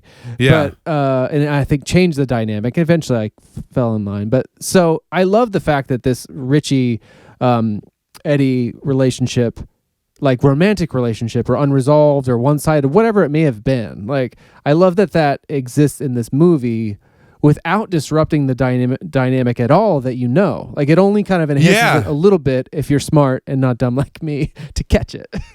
Well, so it wasn't hinted on at all when it was just the kids, like in chapter 1, which I think would have got all kinds of flack if he would have tried to make any of those implications without there being the adult piece to actually solidify it, right? Yeah. This is the other reason why I think Chapter 2 is a great movie, is he was smart and shot a bunch. He had to have shot all the kids stuff when he shot Chapter 1. That's what I thought too. And then the bride was like, she's like, that's Princess Leia in Rogue One level of like digital manipulation to like the kids being older. I was like, no, because I didn't notice anything. I thought the same thing. I was like, they had to have filmed this all at once. I think he shot all that stuff. Yeah, just while he shot episode or Chapter 1. That's what I thought too. So because they were not aged at all. Have you seen Finn Wolfhard? Like, I have seen all of Stranger Things 3, by the way, which could be a whole nother deal. Oh yeah, jeez. But he's so much older in that. So like there was a lot of stuff that he did a lot of press with Bill Hader, like when Chapter 2 came out. There's some YouTube stuff. There's a great one where like Finn Wolfhard. So like Bill Hader's whole thing on the press junket, he kept telling the story over and over again. Is like they were like, so how'd you get roped into it Chapter 2? And he's like, well, I only got it because Finn Wolfhard. Like somebody sent me some interview with him after Chapter 1 came out, and they were like, who would you want to play you as a grown up? And he said Bill Hader, and I'm like, oh, that's really flattering. And then like 3 weeks later, my agent's calling me, and they're like, so they're thinking about calling you in for It Chapter 2. And he's like, this Finn Wolfhard kid's got fucking, like, he's got clout in Hollywood. Like, that's his big joke. And he tells it on like every talk show that he was on. But then there's a YouTube video where Finn Wolfhard and Bill Hader kind of interview each other. And like, I'm sorry, Finn Wolfhard looks like a 17-year-old, and in It Chapter 2, he still looked like a 12-year-old. So I totally think that he just shot that shit. I think so too. I hope so. Or he must have, if not during the actual shoot, like immediately thereafter when they when they knew it was successful enough, like he had something in their contract to be able to pull them right back. But because they just look the same. Yeah, which is great. It's really great. And we'll go all the further, like when all, hopefully it's wrapped into one epic story. big super One cut, movie. right? Oh man. So, The transitions too. Sorry, I don't have notes for this. I have notes for no, that's everything. okay. But like the transitions caught my attention. Like in terms of like how they moved from person to person at the beginning. Like there was something where like I think it like they were creative in sort of satisfying ways to where you didn't know sometimes what you're looking at and then you realize you were transitioning to another character that Mike was calling. So like I don't remember, was Stanley probably because it moved up to the like puzzle pieces in the sky, I think, and it turned out you were like looking, the camera was looking up, like it panned up to the night sky in one shot, and then it transitioned and subtly into like looking up through a coffee table as Stanley Uris was like putting together puzzle pieces before he decided not to join the rest of the group. Which I thought, I know that there's something similar that happens in the book, but I really love how in the end they really justify, like his letter really justifies his actions. Yeah. In a way, like that was Stanley. So here's why I think this was all masterful. Stanley committing suicide was the kid orgy. That's how they justify. Unified them. I see. He's like, the only way I knew you guys would be strong enough to do this is if you had a reason to do it. And so I, being the like weakest link, I took myself off the board.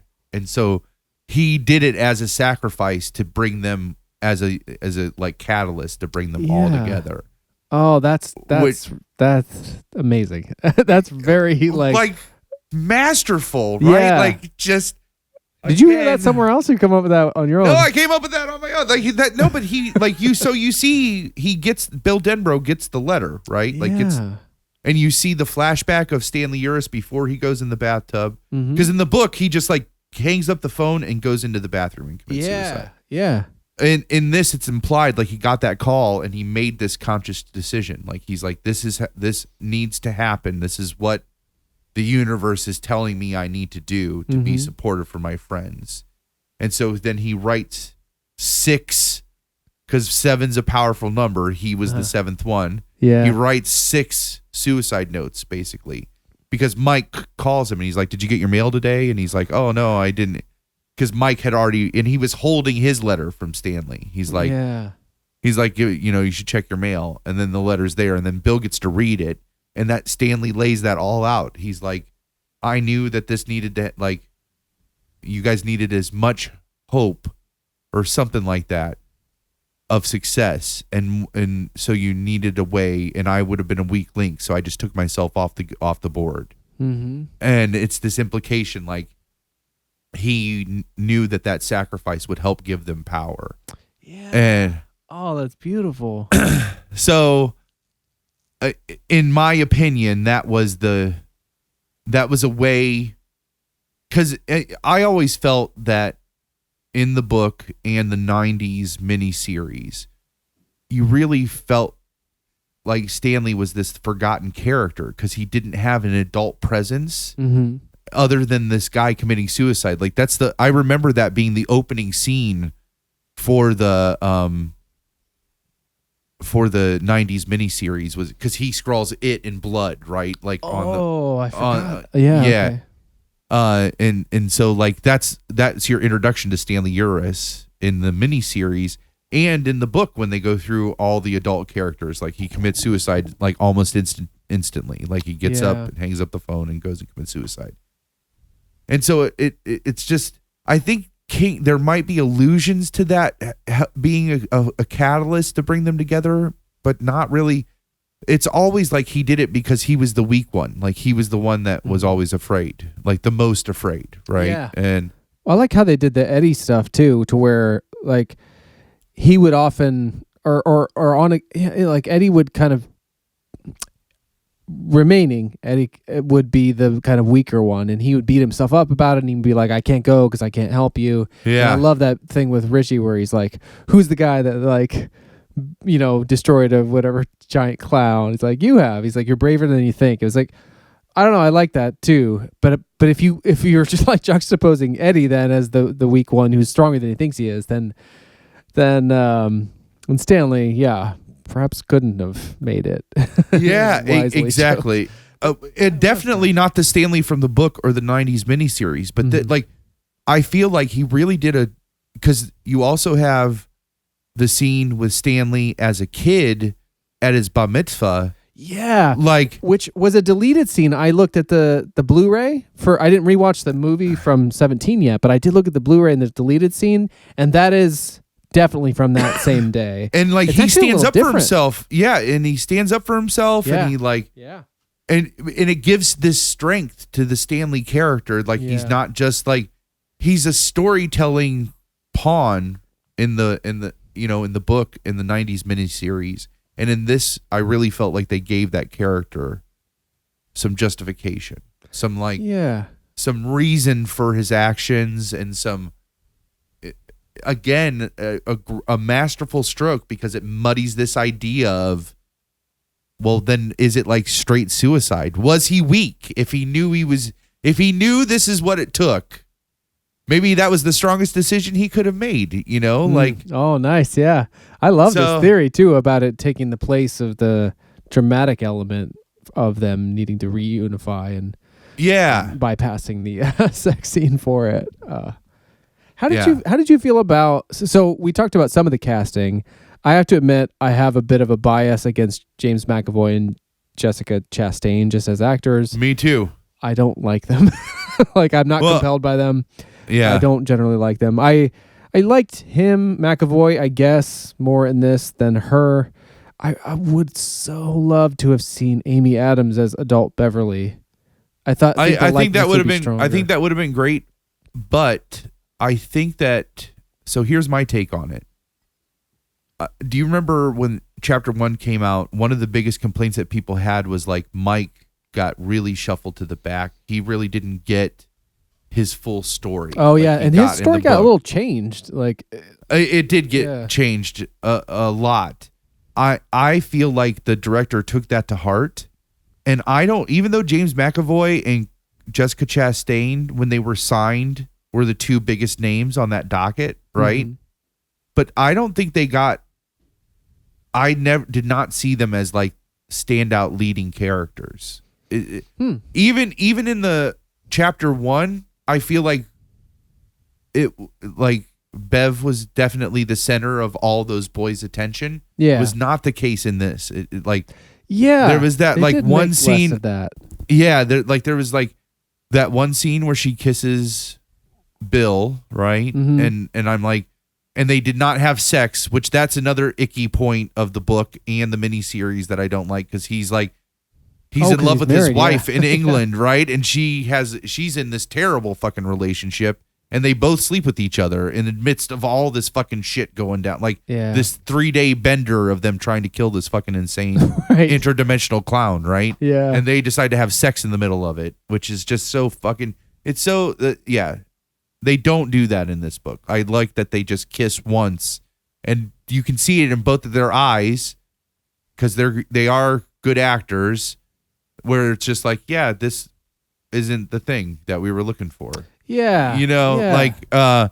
Which I really like that choice that they made. Like, I forgot about that. Yeah, that is good. I that did trouble me. Like, I feel like that kind of thing happened a lot in early, like in the Stephen King stuff in the mid 80s, like the Dead Zone stuff. People just like making bad decisions in that regard. And I don't know.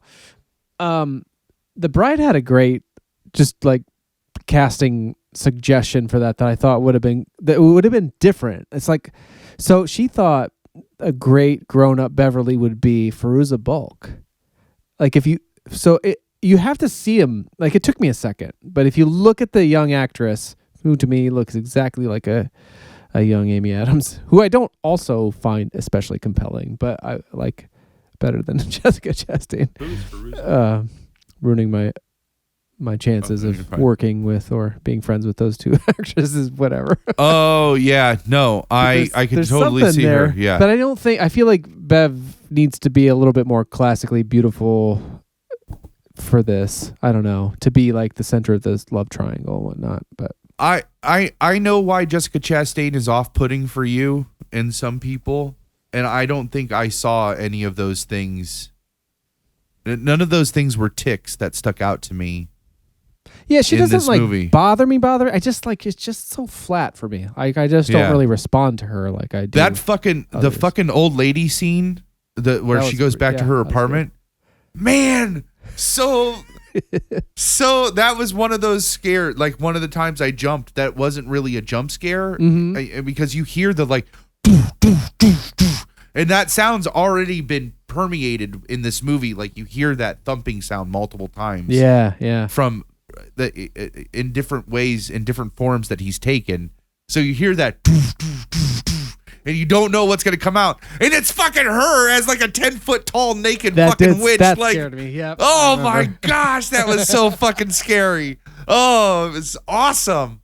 How did you feel about some of the? So the bride said something too, where because she hadn't read the book or anything like that, and she had seen part 1 with me, but she was saying like I could kind of tell that it came from this certain period of time. It seemed like certain effects like that might have occurred there, or with the spider thing toward the end, like certain effects she felt like were probably relics of the original source material and felt kind of dated, like the kind of thing you don't see in movies now. Yeah. And I was like, yeah, I agree, but I was actually just happy that they did that stuff and kind of honored it and didn't change it too much. I don't know. How did you feel about that whole thing where they? So I actually, this is another thing. Like I think the didn't like the ending joke is a direct reference to it, because I'm in that category that thinks the fucking ending is atrocious. That it's a giant spider. That's what it. That's how it's True portrayed in form, the I book. Yeah, the true form of Pennywise is this like giant spider. They say in the book that's what your mind sees because that's all it can comprehend. Yeah. That's the closest thing that it can comprehend. Mm-hmm. That's an allusion to that. The H.P. Lovecraft, like great old ones. Yeah. They're this interdimensional being. And the mini series, they just do a direct. It is a spider, like a literal. Like it doesn't look anything like fucking Pennywise. And I always have said that ending fucking is terrible. Like, and I think that's where that joke that I didn't like the ending comes from. But I thought that it was a great way to keep that original source material.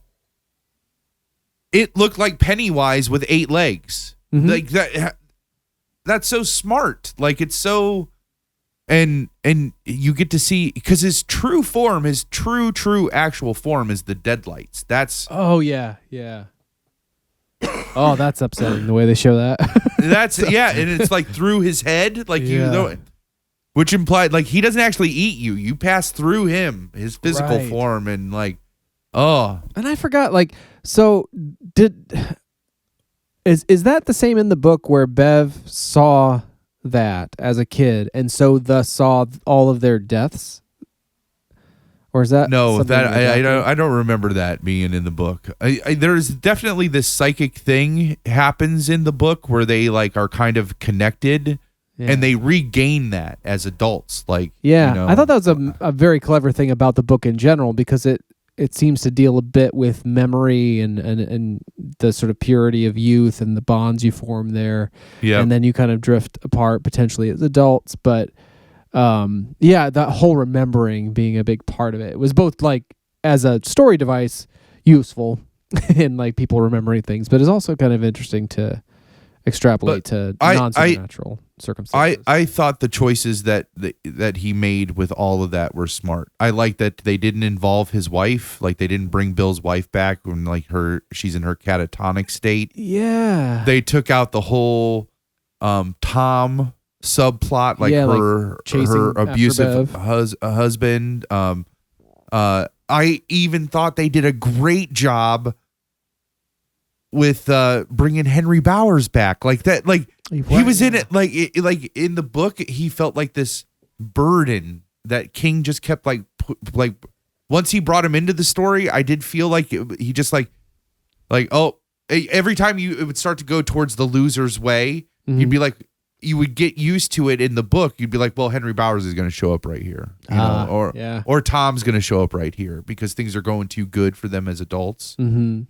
But I thought in the movie, like the Henry Bowers stuff was just perfect. Like he showed up at just the right times. He did just what he was supposed to do. They took him out just as they were supposed to. And they didn't have Bill's wife come over from England and like see it and get catatonic and then have to go down the hill. And about that. yeah, like they didn't do any of that, which I thought was smart. And this is a 3-hour fucking long movie. Like he could have put all this shit in there, and right? Stuff, that stuff is in the miniseries to some extent. Yeah, that's what I mean. Like they somehow in that 3-hour thing of the miniseries encapsulated. Yeah, they like included things that didn't. I don't know, but like this didn't feel. It didn't feel shortchanged. Because he just focused on the characters. That's what I like. He just stayed on that plot, on their connection, and trying to rekindle what they had as kids, which turned it into a grown-up kid adventure movie, right? Like yes. Oh, that's great. There were some really scary fucking parts. The witch scene, the funhouse scene with the in the book, there's the skateboard kid that Bill sees. There is that. I was wondering. I didn't remember, and I felt like that whole funhouse thing and that kid was some sort of device invented by the movie. But so there was a certain like. Remember when he gets to Derry, and he ends up connecting with this kid who he just meets on the street. And he's got a skateboard, and he's headed towards up Mile Hill, and the kid's gonna ride, implying the kid's gonna ride the skateboard down up Mile Hill. And that's the same one that they ride the bike down. Yeah. And he's like, hey, at the last second, he tells the kid with the skateboard, he's like, hey, be careful on that thing. And the kid says, he's like, that's not the point, man. Like. Oh, that's just like your opinion, man. Yeah. So, I forgot about that. But that's what helps Bill re-find his kidness, because then he finds Silver, and he that's what helps him reconnect and remember all the stuff, and so that this kid is supposed to be that skateboard kid that grown-up Bill keeps encountering in his time in Derry. But that scene, two things. The scene in the funhouse where they're in this maze, this like plexiglass maze, and he is separated from the kid, and Pennywise is on the other side of him. So it's like Bill, plexiglass, the kid, plexiglass, Pennywise. Yeah. And all of them can see Pennywise. Like the kid and Bill can see Pennywise, and Pennywise has this like gross tongue. He like licks the plexiglass because he like wants to get the kid.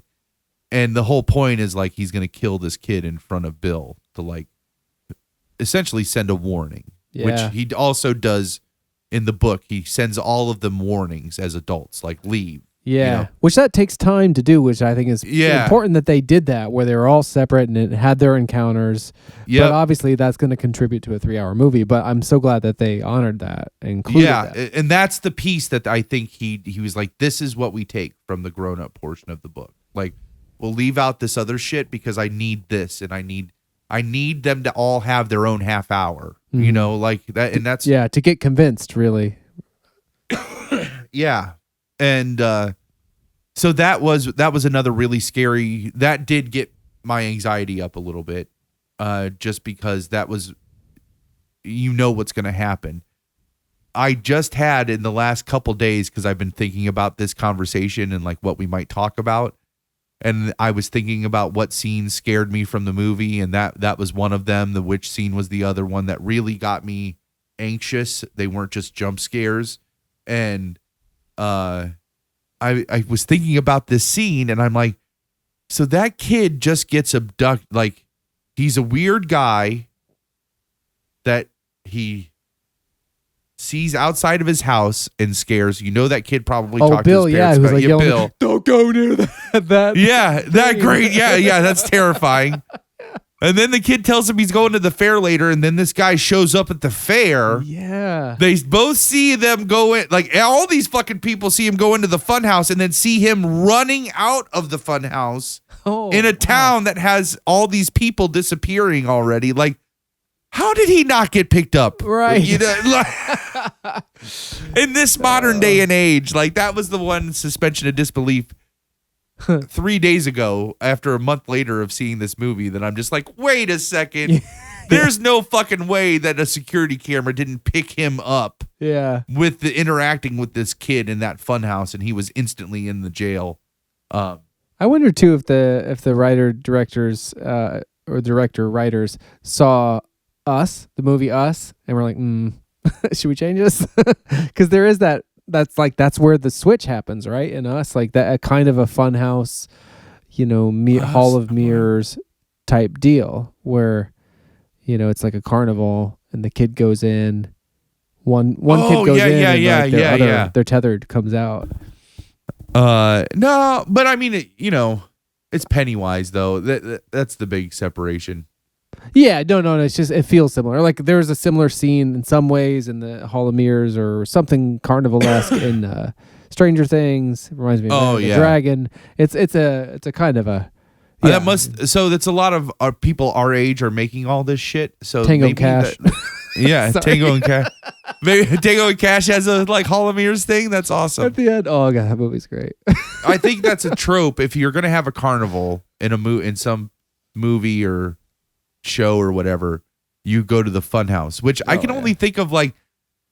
So here's the thing: as a kid, that trope was so like I just assumed there would be fun houses at every amusement park and carnival that you went to, and come to find out they're really hard to find. Like they're they're not like, and the ones that you do find are just on like a double wide trailer at a carnival that take 2 seconds to go through, and so. Oh, I just thought of more kind of things that I was glad they included, but I thought they would have changed for the modern retelling, like in the Chinese restaurant where things start to come out of the fortune cookies, like in a way that's kind of like cheesy and stuff, but I was happy to see it there. I don't know. I thought it really. And there were some. I love that there were a lot of homages and all of that little extra shit. So like when those fortune cookies all opened up, like one of those is the eye. From The Eye or The Eyeball or whatever, that 1950s horror movie that Stephen King is like, he still talks about as like one of the scariest movies he's ever seen. Oh, really? That's awesome.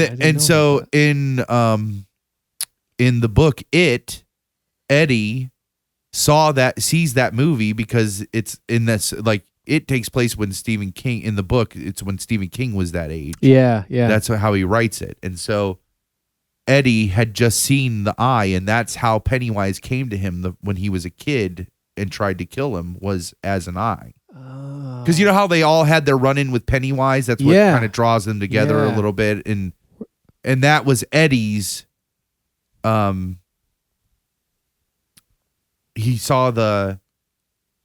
sees the eye because one of them uses their inhaler, because oh yeah, Eddie uses his inhaler on the eye. That's the magic that gets them past that thing, so they can go deeper in the sewer. Because one of them had just seen that scary movie, and that's what Pennywise took. It had to have been Eddie, but Eddie's original thing that he saw was I was a teenage werewolf. Yeah, so I love that, and I couldn't find it. Like I rewatched the special features of the 2017 movie, but not the movie itself. Yeah, and now I don't know where I saw this, but there's some sort of behind the scenes thing related to talking about it, in which Stephen King was talking about wanting to incorporate all the different monsters as well. Yeah. So they didn't quite carry. I don't know where it was, and I can't quite track it, but that's one of the remnants I recall. Because there is that teenage werewolf thing, so he was able to do like a werewolf thing, and there's the various kind of monster, universal type monsters that I grew up loving. And there's one shot in they have an homage to him being Pennywise being a werewolf in the chapter 1. Oh, and I think it's the scene when they're all in the kitchen the first time that they're at the house. and Pennywise comes out of the refrigerator. When he's walking towards them, you see his hand bursts, and it's like a Wolfman for like a split second. Yes. Before there's too many of them in the room, and he doesn't know which form to take. But I'm trying to see who played, because in seeing the behind the scenes stuff for the first movie, Jack Dylan Grazer played the young Eddie Kasprak, and just as Bill Hader kind of steals the movie for me for the chapter 2, that kid is so great. Like, he's so great. I love him so much. The new kid stuff, and he has such a, I don't know. Yeah, honestly, I guess all the kids are kind of great. They are perfectly chosen for who they're meant to be, and for the most part, I would say the adults follow suit. Like I said, there's those two problematic actors for me, but I in watching the behind the scenes stuff too, I feel like there's a lot more Pennywise in that first movie, or maybe I was just getting that from the special features, but it really made me appreciate what Bill Skarsgård was doing all the more. Talking about all this really does make me want to watch that part 1 again, and like be able to roll right into part 2. Oh, I want this supercut. I need this supercut. Yep. Well, and I think the whole like Pennywise is in the first one more is like, if you think about it, he's even in the book and the miniseries, that's the case. But when the kid stuff is interspersed with the adult stuff, you get Pennywise spread out through that. But when they're adults, he's scared of them. He's trying to, that's why he's always separating himself from them until he's sure that he can do damage by separating them in his domain. Right? Yeah. They're less likely to be afraid of him too as adults. Yeah. As a group, right? Yeah, as a group, and then as grown people. And then as grown people. So a lot of the time with them being grown-ups is him sending warnings to stay away and to go away and to not be here, and here's this horrible thing I'm going to show you. Oh, sorry. That's all right. Yeah. Great. I don't know. Great fucking movie. Oh yeah. No, and as a pair, they are as satisfying as Kill Bill 1 and 2, and as connected. Yep. Does I couldn't quite remember. I was like starting to doubt it, and it is so faithful to the spirit of the book, all of that the deviations, I got kind of confused as to they all felt so right that I wasn't sure. I mean, I knew there wasn't a romantic thing between Richie and Eddie in the book, but and like I mentioned, I didn't quite catch that in the movie until I walked out. But did Ben and Beverly end up together in the book? Okay. I couldn't quite remember. That was the other reason why I thought it was so shitty that her and Bill slept with each other, and then she runs off with Ben. You know, like yeah. So he gets Bill's sloppy seconds twice. Like that's bullshit. You know, don't say sloppy seconds in relation to that person. Oh yeah, shit! I didn't even think. I just meant like he had to play second fiddle to Bill when they were kids because she like it's just like worse. It's just getting worse. Oh no, it's so upsetting. Yeah. Oh, why'd he do it? Why did he write it? Why couldn't he? I don't know. Think better of it. Stephen King. I love too that, and actually the bride caught it first. His cameo. She saw. She recognized it from the back of his head. Like she goes when he's like in the pawn shop, and I look over at her, not knowing what's going on exactly, and then it like reverses the angle, and there he is. But it's so fun to have him saying the thing about the endings. Oh yeah, and I love the like you can afford it, like because you know he deals with that shit. Like know he deals with that shit. Yeah. You know that big rider. Great accent too. I own it now. How much for it? 300. You can afford it. Yeah. Like so fucking good. I guess what I miss. I hadn't seen like there's that he's in a lot. I don't know how many of the movies, but I'd been on a bit of I was looking at my annual media list, and Christine is the only Stephen King book that I read or listened to this year. So I've seen less, but it was awesome to see him again and remind him. And I'm listening right now to our friends from the Pod Bros last year, they did a 31 days of horror movies, like kind of lesser known horror movies. I mean, I say that and then I mentioned this movie, but they did Creepshow among them. And it's like John and Jeff that we know, and then another friend of theirs. But I just listened to them talk about Creepshow and, of course, Stephen King in Creepshow. Like, that's probably his biggest role, right? He's meteor shit and all that. Oh, yeah, yeah. I just, I want to see some more King in movies. Oh, sorry. There was oh, shit. My iChat is up. I got interrupted in my disjointed thought by the bride sending something, but it's actually pertinent to what we're talking about. She said, FYI, podcasting dummies, Castle Rock back on October 23rd. Oh, yeah. This is great. Did you know that? No, I remember seeing that it was coming back, but I forgot I did know it, but I forgot. I was not intending to bring that up tonight, so I'm glad that she did. That one, I was actually just thinking about that when we were talking about Bill Skarsgård, because that is available on DVD and Blu-ray. I was just thinking, like, kind of like to have that, in the collection. Oh, really? Yeah. And again, Bill Skarsgård is a central, pivotal character in that show. Amongst there's a ton of Stephen King connections for a show that has little to nothing to do with Stephen King. Like, Stephen King is as a writer, producer, as the author of that show, but everything to do with everything he's written. Yeah, it takes place in his universe or a version of his universe, and has then, like, Sissy Spacek is one of those characters who was in the adaptation of his first novel, Carrie.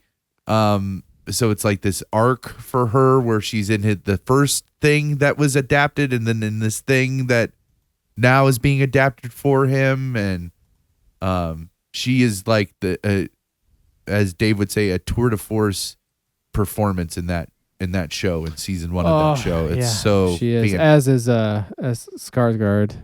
Yeah, that's such a goddamn great show. I'm very glad it's coming back, and I wonder what it's going to be like. Is it going to be the Henry Deaver kind of continued, or are they going to? I'm hoping. Because I need to know who that fucking guy is. Like, who the kid is. Who the kid is in the basement. Like, I can't accept that he's that person that we're made to think he is from the alternate dimension, right? Oh, yes. Oh, God, I realized I forgot a lot of that. So this show is great and deals a little bit with parallel dimensions, and I do not think he is the white Henry Deaver from the good dimension, the quote unquote like good dimension. Mm-hmm. I think that soul was kind of latched on by in his passing in between the two dimensions, and became, because why didn't he not age, right? Like, yeah, why did he not age that entire time?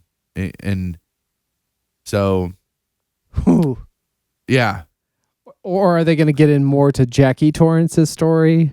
Oh, yeah. Which they kind of like hinted at towards the end, which would be awesome. And of course, like, in November, right? That's when Dr. Sleep comes out. Yeah. Which the sequel to The Shining, of course, which that trailer is still one of the most beautiful things. It just like does such this great job. It gets that music, that like boom, boom, boom, yeah. And like shit.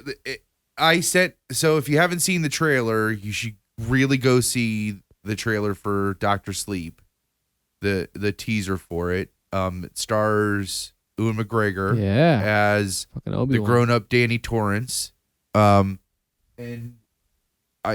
I feel like this is going to try to skirt to be a sequel to both the book and the movie. So the movie and the book there's drastic differences. And Stephen King actually not even liking Stanley Kubrick's version of The Shining. Like, he will tell people. He still says he does not like it.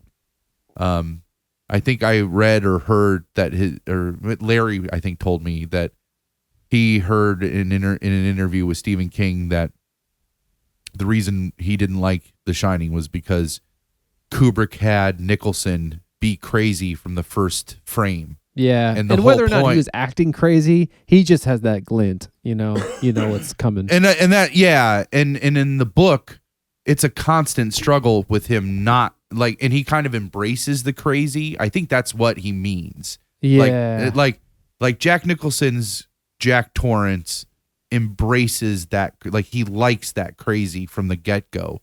In the book, the whole book is this struggle. And it's supposed to be his struggle with sobriety, but it's really like it's him struggling with his sanity. Mm-hmm. And he doesn't want to be crazy. He fights it the whole time while still trying to do it's like you can't have your cake and eat it too. And that's the price that he pays at the end, Yeah. But there are big differences. Like Dick Halloran dies in The Shining, the movie version of The Shining. But that's right, which I forgot. He didn't die in the book.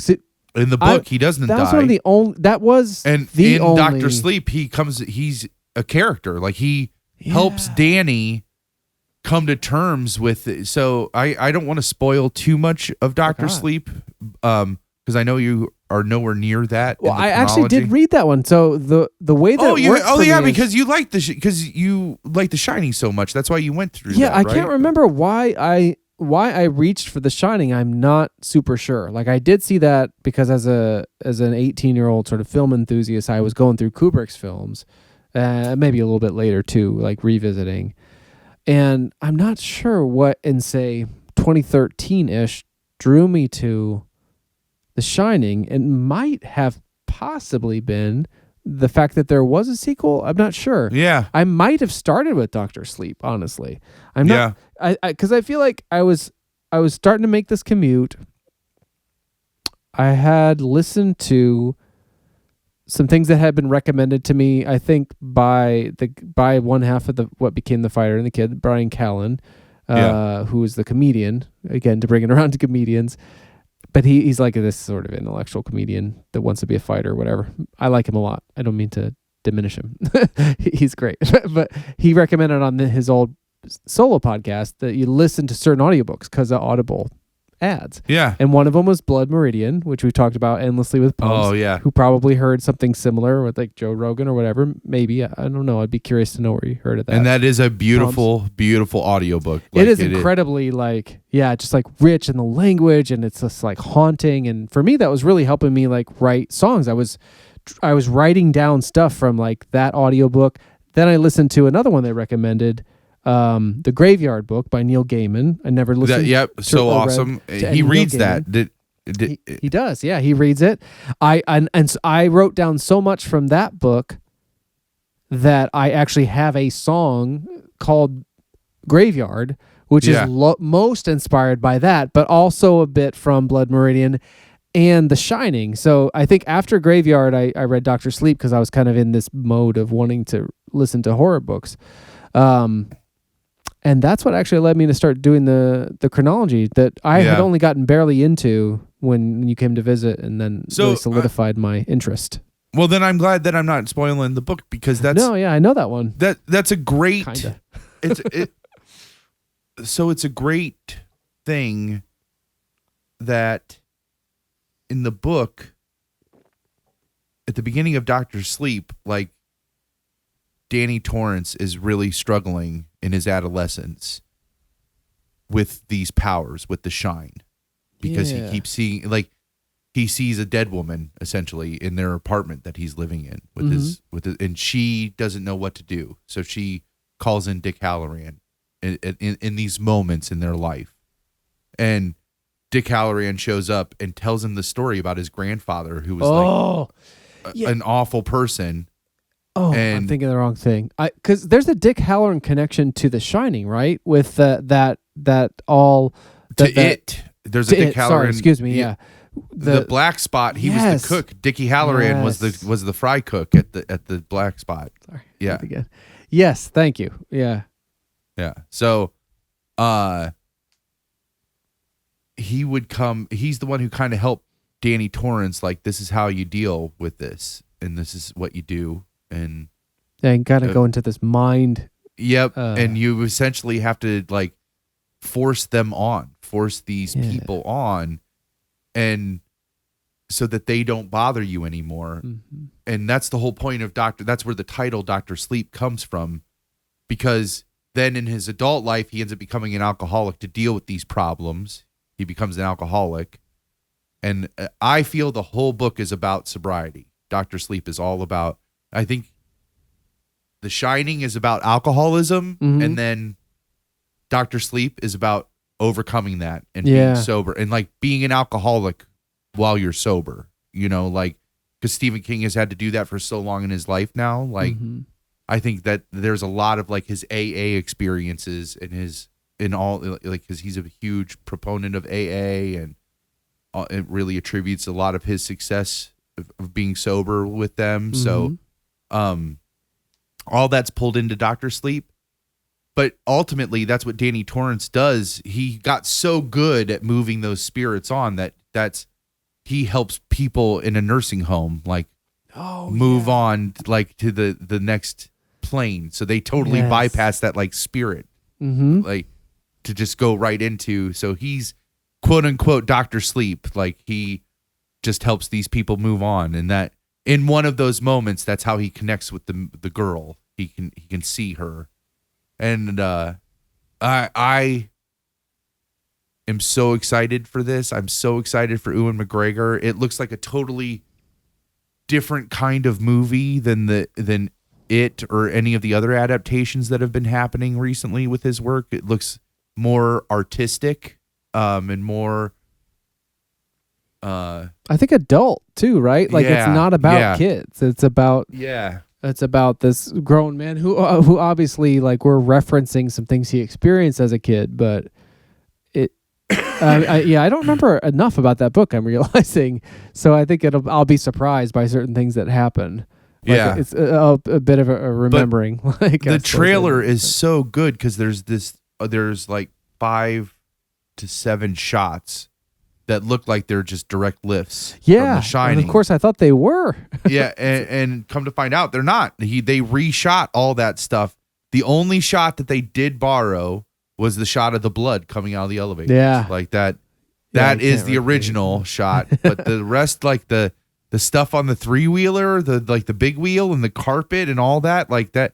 And if you're a huge Stephen King nerd, that the shining pattern of that carpet is ubiquitous. That's like a sign that you're a Stephen King fan. Like, you have a button, or like there's ties with that pattern on it. There's bedspreads with that pattern on it. There's that pattern is everywhere, and that's kind of like your nod to like, oh, I like Stephen King, you know. I just had to look it up. It sort of shows my newbiness in the grand scheme of things to Stephen King, because I wouldn't recognize that, but I would recognize the pattern from Eraserhead that carries through to Twin Peaks and is kind of the David Lynch version thereof, which would have actually started earlier, I guess, or just separately. It's different, right? But it's a bit more. That one's more like these jagged lines, kind of like electricity, which he has an obsession with that. But anyway, Lynch fans can hit me up on that whole thing. But like, you can see it in Eraserhead on the floor of the Henry character's apartment building, and then that is also the pattern on the floor of the Red Room, and whatever the Red Room is in Twin Peaks, you know, that alternate. Oh yeah, or the same pattern, the same carpet pattern. Not the same as not the same as The Shining, but it has that kind of resonance for Lynch nerds. And so, but now I know this Shining pattern more. I can see the Red Room thing like that. That's like the chevrons, right? Like the zigzagging lines. Yeah, I'm looking that up now. Lynch carpet pattern, Lynch floor. I just did like Twin Peaks Red Room carpet. Oh, I did Lynch floor pattern. It came up. Yeah. But that's so cool. That pattern, that Shining, and again, like that is more with the movie, not with the right, book, The of course. Shining. But Stephen King fans really, that's one of the things that they. I mean, and you like just. I did Shining carpet pattern was the thing, and if I do shopping, there's rugs, there's a shirt like a polo button down, not even a polo, that's perfect. like a button Yeah. down.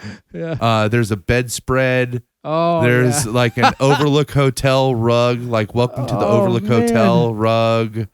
There's a dress. The Apollo sweater is also a thing. There's Vans with that pattern on the fabric. So it's just this ubiquitous thing that kind of shows like, oh, I'm a Stephen King fan, right? Mm-hmm. Not the bedspread we have, no. The bedspread we have is much Very more cool, nerdier than like that's much more obvious. I'm a Stephen King nerd. Is that actually then- on your bed though? Like every No, we it's because we wouldn't sleep under it anyways. be very heavy, right? Yeah. Well, it's one of the. That's why I don't fucking like duvets. You're not supposed to use those blankets. Like they're supposed to be Yeah. like. Guys like you and me should know what duvets are. Yeah. Yeah. It's a blanket. It's a blanket. Just a blanket. Everything goes back to Fight Club. I was gonna listen to that, read that this year. I guess that could still happen. We'll see. He also wrote A sequel, right? that's in comic form. It's a that's graphic right. novel. Yeah. So I have yet to check that out. Anyways, so yeah, So it chapter 2. If we're just gonna like quick check, we got like 12 minutes, right? Yeah. So I could go for one more let's- P for a wrap up, I guess. Like definitely we're not gonna talk like the other stuff, which is fine. I think it's enough to say I saw them, read them. I don't know though. Like the Christine. Oh yeah, we could do. Well, we could talk a little, Christine. I won't break out my notes. That's All the right. agreement I can make. So I can really like just gloss over Silver Bullet. Like I don't have to get into anything. yeah, I really like. What else do you need to know? It's Yeah, I mean, like so I'm gonna. But never. Let's mind. just quick. Let's Just just quick pee, Let- and then we'll just like rifle through them. I know we say that a lot, but if I don't get out Yeah. my notes, I think it's possible because it's been enough time passed. Okay, yeah. So let's pee real quick, and then we'll come back and we'll wrap up with Yeah. those two things. And then we'll be done. That sounds good. Okay. All right, awesome. We'll check them off the whole master list. Okay, be right back.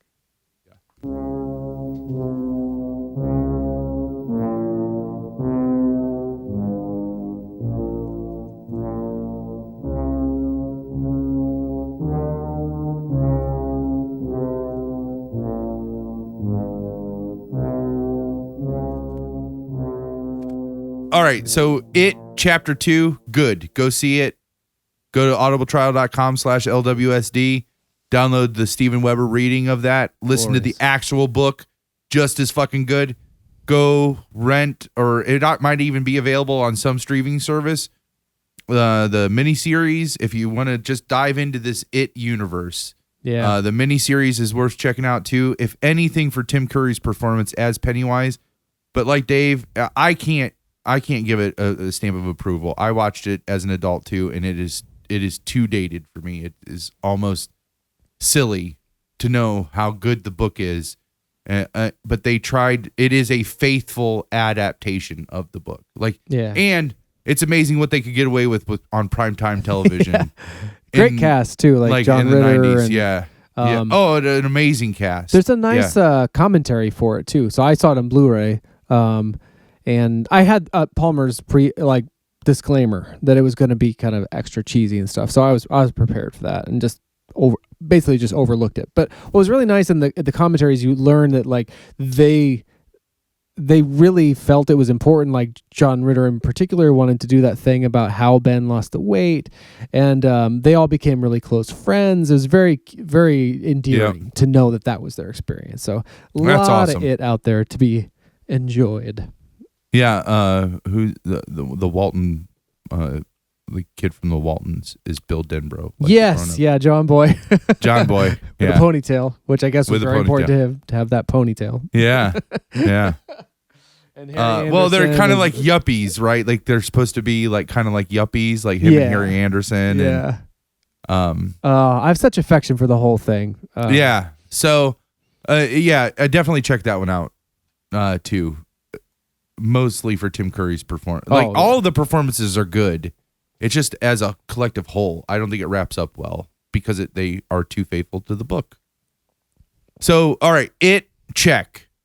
You threw Dr. Sleep in there. Good conversation on that. I forgot about that one. Check. We mentioned that the Stand miniseries is eventually like getting ready to. That's in production right now, and has another Skarsgård as the man in. Oh shit! That's the Dark Tower spoiler right there. But I knew that though. As Randall Flagg, right? Yeah, the Man in Black, yeah. Yeah, they call him that in the Stand, don't they? They call him all kinds of stuff in the Stand. The like walking dude, the Man in Black, and all that stuff. And Randall Flagg is like the name he uses in the Stand. That's Bill Skarsgård's older brother, which I can't remember his first name, but was in True Blood, the series True Blood, as Eric, I think, was the vampire that he played, or the werewolf. Oh no, I think you're right. Yeah, in my mind, Eric vampire. is a werewolf from the 1987 Fox TV show, but that's probably me, Moto, and a handful of other people in the world. Most would associate Eric the vampire in True Blood.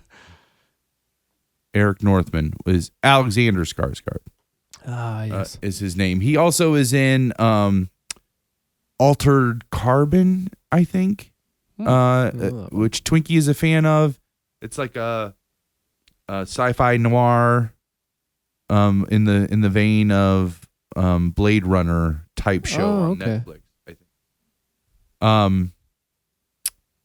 Yeah, so they announced that he's playing Randall Flagg which is currently filming. That's coming out in next year. Yes, please. So and that's awesome. a TV series, right? Not just a mini series? Yeah. Or like a it says run type thing. I'm wondering if it's a limited run thing or if they're actually going to do a series. Like, God damn it, I'm going to have to subscribe to that. Yeah, it never ends. It doesn't. Well, with the Disney thing getting ready to drop, like that starts in November. Have you looked at what all you're going to get on that when it opens, like when they finally start it? It's stupid how much you're going to have access to. Like it's so you're getting access to so much, and I know this is their plan. Mm-hmm. So they're going to do this for the first 3 years and get you hooked to it, and then they'll slowly start taking stuff away. Which I know that's what they're going to do. But it's like the whole Disney vault is going to be available. Like there is no vault essentially.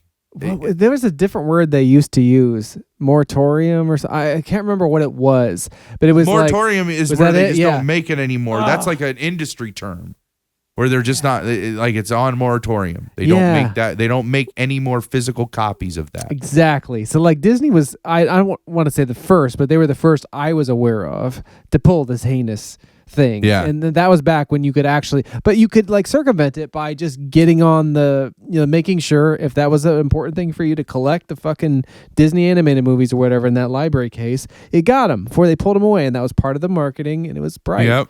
But now that's like everything and everybody just like takes it away, revoke access. I just discovered on a positive note, I got a more updated Apple TV, and so you can download new apps. And the Shout Factory has an app. Nice on it, and it's like it's so many of the things that they have available that you can just fucking watch and it's free. It's fucking glorious. So Shout TV, I think it's called. And so many, like they have most of the John Carpenter movies, and which incidentally it's free. Yeah. Yeah. And it is web too. Like I checked one time, I was curious because I get their newsletter and like, would this click through and I could watch this movie? It was like Blood Fist with like Don the Dragon Wilson, and like you can watch it. Wow. It's pretty cool. And so they cultivate these certain catalogs. So most Wes Craven movies, John Carpenter's movies, almost all of them. But you had mentioned In the Mouth of Madness earlier, and I haven't seen this one yet. I stopped in his chronology because I did see Christine because of John Carpenter's. Because John Carpenter made it. So those are the only two Stephen King movies I'd seen was The Shining and Christine, and I only saw Christine like 2 or 3 years ago, but or no, maybe like 4 or 5 years ago. But so there's a movie that John Carpenter made in 1995 called In the Mouth of Madness that is what they call, I guess they call it an homage to H.P. Lovecraft. This film pays tribute to H.P. Lovecraft with many references to his stories and themes. But yeah, so the Shout Factory thing, I don't know. That's that whole new model is it giveth and it taketh away, but when it gives, like certain stuff seems so accessible. It is. Well, we're also getting a Jon Favreau Star Wars show called The Mandalorian. It's going to be on the Star Wars thing. Right. We'll get access to all the Star Wars shit. Watch them fucking put out like the original. They bought Fox. I think they bought Fox just so they could control the original trilogy. That's worth it. Because they got all but A New Hope in the merger, right? So when they bought Lucasfilm, they got the rights to everything but A New Hope, and I literally think they bought Fox just to get A New Hope.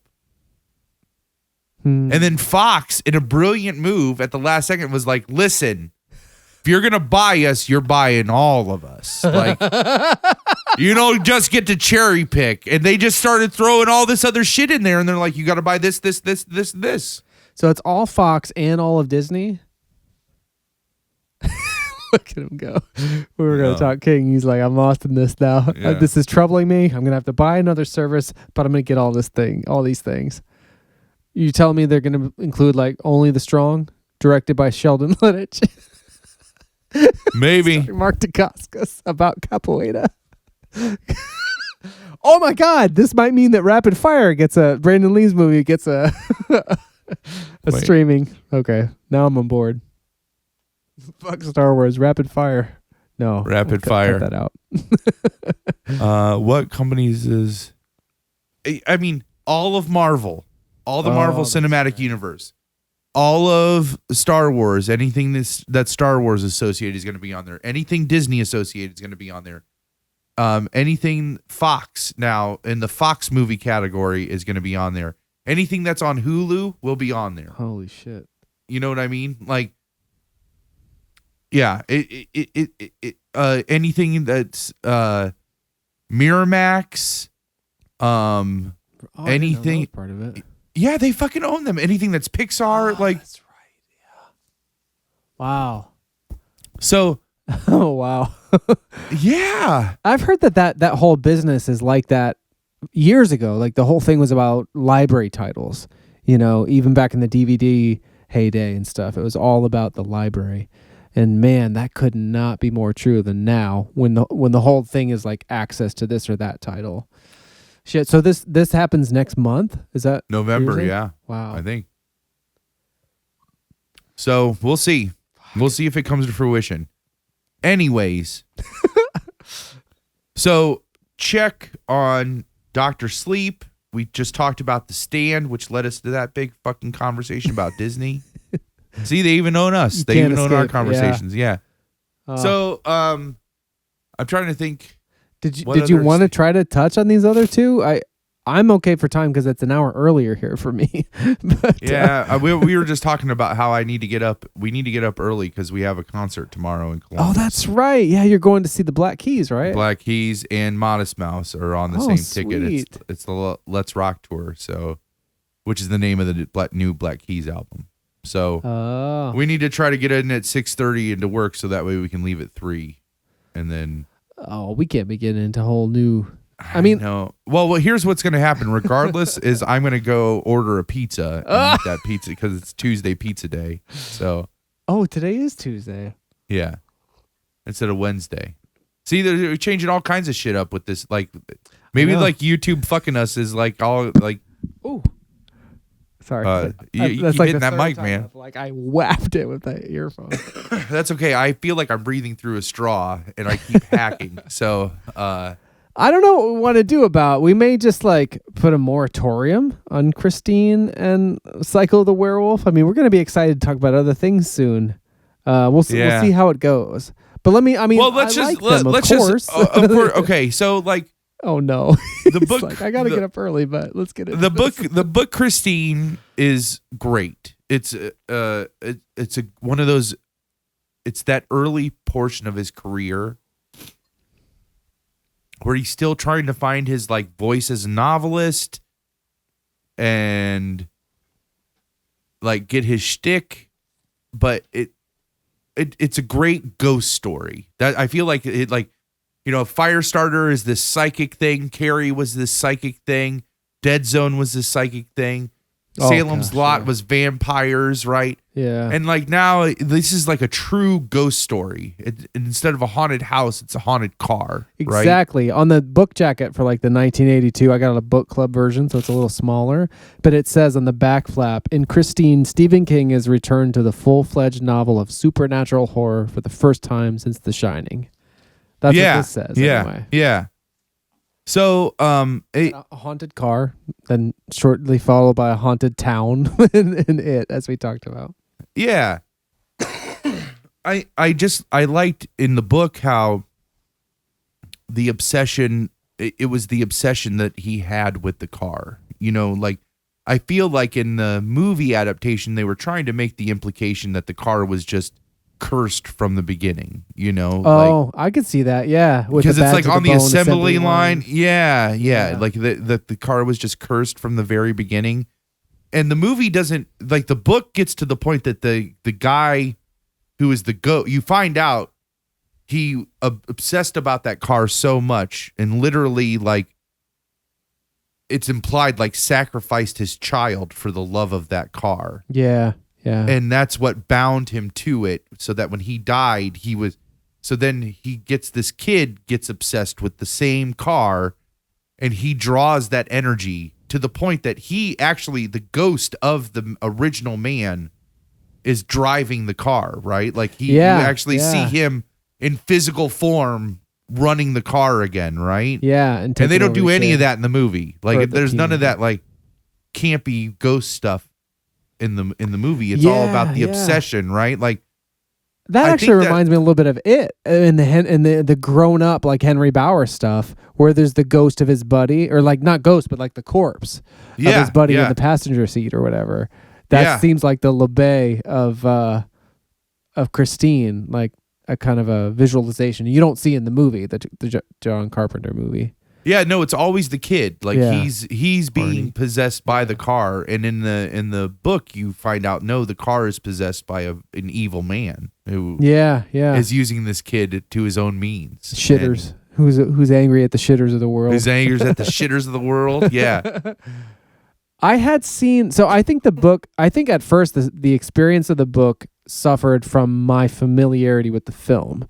Because generally that's not the case for any of the other like Stephen King adaptations, or not adaptations, sorry, source material, the Stephen King novels that I read. That usually what it is I read the novel, listen to it, whatever, and then see the movie, which I always love it when the period matches. In this case, as I understand it, if I'm not getting this wrong, Christine the movie opened in theaters while Christine the paperback was still in the bestseller list. So wow, yeah, it was like really like catching a crest of his wave at the time, and directed by John Carpenter. So I happened to see it, like the person whose work I was going through in a purposeful way that I'd largely missed growing up prior to Stephen King was John Carpenter. And so I had seen Christine in his filmography chronology. So when I encountered the book, I was so familiar with like the 90 to 100 minute film that it felt protracted, I guess. But eventually I did fall into it and appreciated it to where I, like most Stephen King books, I'm not eager for it to end. I was like, and maybe that's why he struggles with endings as well. It's because he creates such a great world that it's hard to just hop out of. That's my theory on what the Dark Tower represents, is his struggle with his writing process. Like his whole interesting. Yeah. Oh, wow. Yeah, so I mean, I like the book a lot. One thing that's not in the audiobook version that I'm sure it had to do with rights is each chapter or subchapter and stuff has little snippets from rock and roll songs, mostly from the 50s, but also like 70s and sort of, I guess, contemporary for when it was published.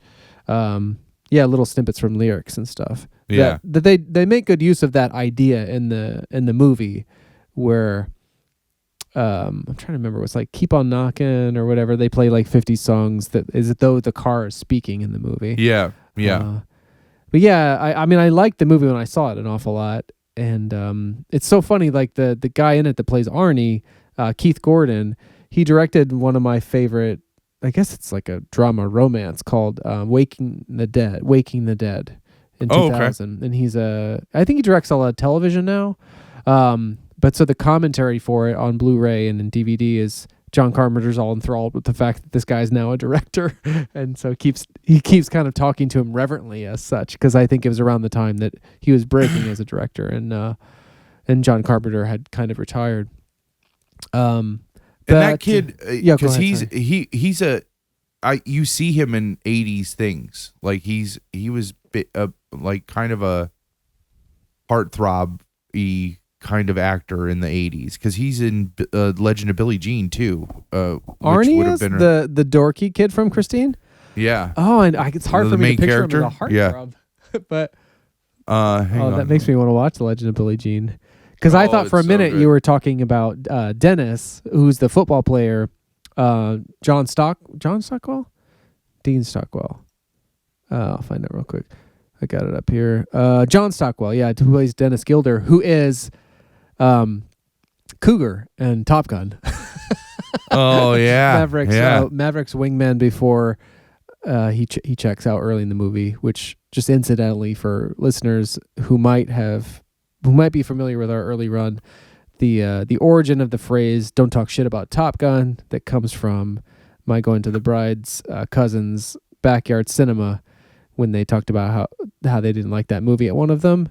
That was the movie for this year's backyard cinema. So last weekend I was watching Top Gun, and John Stockwell and all the Tom Cruise and everybody do their thing, and it went over pretty well.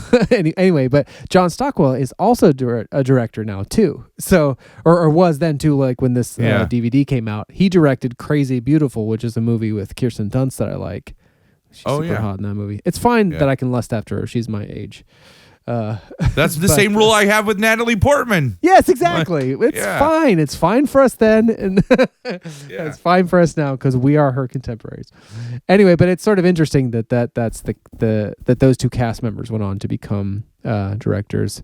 Great other cast, shout outs from that movie. You got Harry Dean Stanton as Detective Junkins. A lot of character actors that you would know to see, but not necessarily their name, and their names are escaping me right now, even though I'm looking at. So Robert Prosky as Will Darnell that runs the garage. Yep. I don't know his name, but you would know him to see him. And I can't remember the dude's name, but he plays in the movie. They change it to there's no like LeBay. There's not a living LeBay and a wait. So what? Sorry. Yeah, it's kind of that whole like how the car got there for him to buy it. It's kind of like glazed over in the movie. Well, no, right? in the movie so in the book there is a brother of Duvet of LeBay, because LeBay dies after he sells Arnie the car. In the movie they just make it like his brother from the get-go, and his brother is played brilliantly by the guy that I know best from. His name is Roberts Blossom. But he's the old man in Home Alone, like that seems like a scary guy. He's great. My one gripe with what I would otherwise call truly like a perfect adaptation in movie, is in the book the girl, like the Lee Cabot, that is like the girl that everybody wants, but that Arnie somehow gets when he gets the confidence from as he's building up Christine and thus building up himself. Yeah, she's like this sort of blonde. That's how kind of like Wendy in The Shining. Like she's this blonde 50s femme fatale kind of, but in the movie she's played by Alexandra Paul, who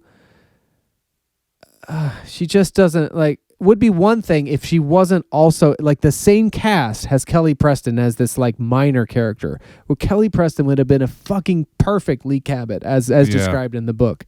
That drives me a little nuts because Alexandra Paul, nice lady, I'm sure, good actress, but like she never seemed 18. Like she always seemed like a grown person to me, like to see her in movies. So that part made me a little crazy. But otherwise, like, yeah, really, I mean, I liked the movie when I saw it. Reading the book felt like a really protracted version of the movie, which is nicely condensed. But yeah, I mean, I got a chance to see it right as I was finishing it. It was at the end of a run. It was the last movie in a whole thing they called different seasons, a series of screenings in the Alamo Drafthouse chain for Stephen King this fall, and that was the last one. And so I got to That's revisit awesome. on the big screen. It was great. And actually, I sat next to, I think I told you this, but if I didn't, I sat next to the guy who we made who gave us the refund for when the bride couldn't go to Goonies. Oh yeah. And he was like, it'd be funny if you said like, because we're like, oh, we're here for Goonies and we're in costume. And he totally knew because obviously we were in costume. It'd have been weird if he went to. So, but I sat next to him. I'm not sure if he recognized me, but also the server was the same. Remember that girl who was like, "Hi, Captain." Yeah, and she remembered my fucking first name. She's wow. like, "You were the guys like you're dressed up." I was like, "Yeah." So it was crazy. Like it got around that way. Anyway, so that was a very fun way to kind of wrap up my experience with the book to get to go back to Alamo. And about as short as I could talk about it. Yeah. No, it's perfect. Christine, check. Christine, good stuff. Yeah, no, it's totally a good book. A great like ghost story. I kind of like the elements of like how LeBay is this like real entity in the book that eventually sucks enough energy like from Arnie that he like is physically there and is like manning Christine and like it changes his signature, like Arnie kind of in the movie, you see him go from like nerd to like to being kind of like a 50s greaser, really. Yeah. Which I guess is their idea of him being LeBay. But and what I didn't know that I probably saw on DVD but hadn't read the book yet and didn't put together is they cut out certain things like the growing romantic triangle between Dennis, his football playing friend, and Lee Cabot, his girlfriend, but also that whole thing with the cast that really like shows you explicitly that Arnie, who signed his cast before he was like kind of possessed by this spirit that looked like the kid he would have grown up with, to once he was completely like taken over by LeBay, like had basically LeBay's signature. Like they filmed all that, but it didn't make it into the movie. So I like that it was just a evil car. Like it was just this like in the movie, it's almost like because he became so obsessed with it, that's what gave that car the power. You know what I mean? Like, not really that there was this continuation. So Christine, check. And basically the whole cycle of the werewolf silver bullet that I could sort of summarize now. They call it like a novelette, I think, when I looked up. Yeah, it's really short. Yeah. And it just goes through like a year in this town that's getting and every chapter is a month in around the full moon. And that's the like cycle of the werewolf. It's a year of this small town being kind of traumatized by these killings.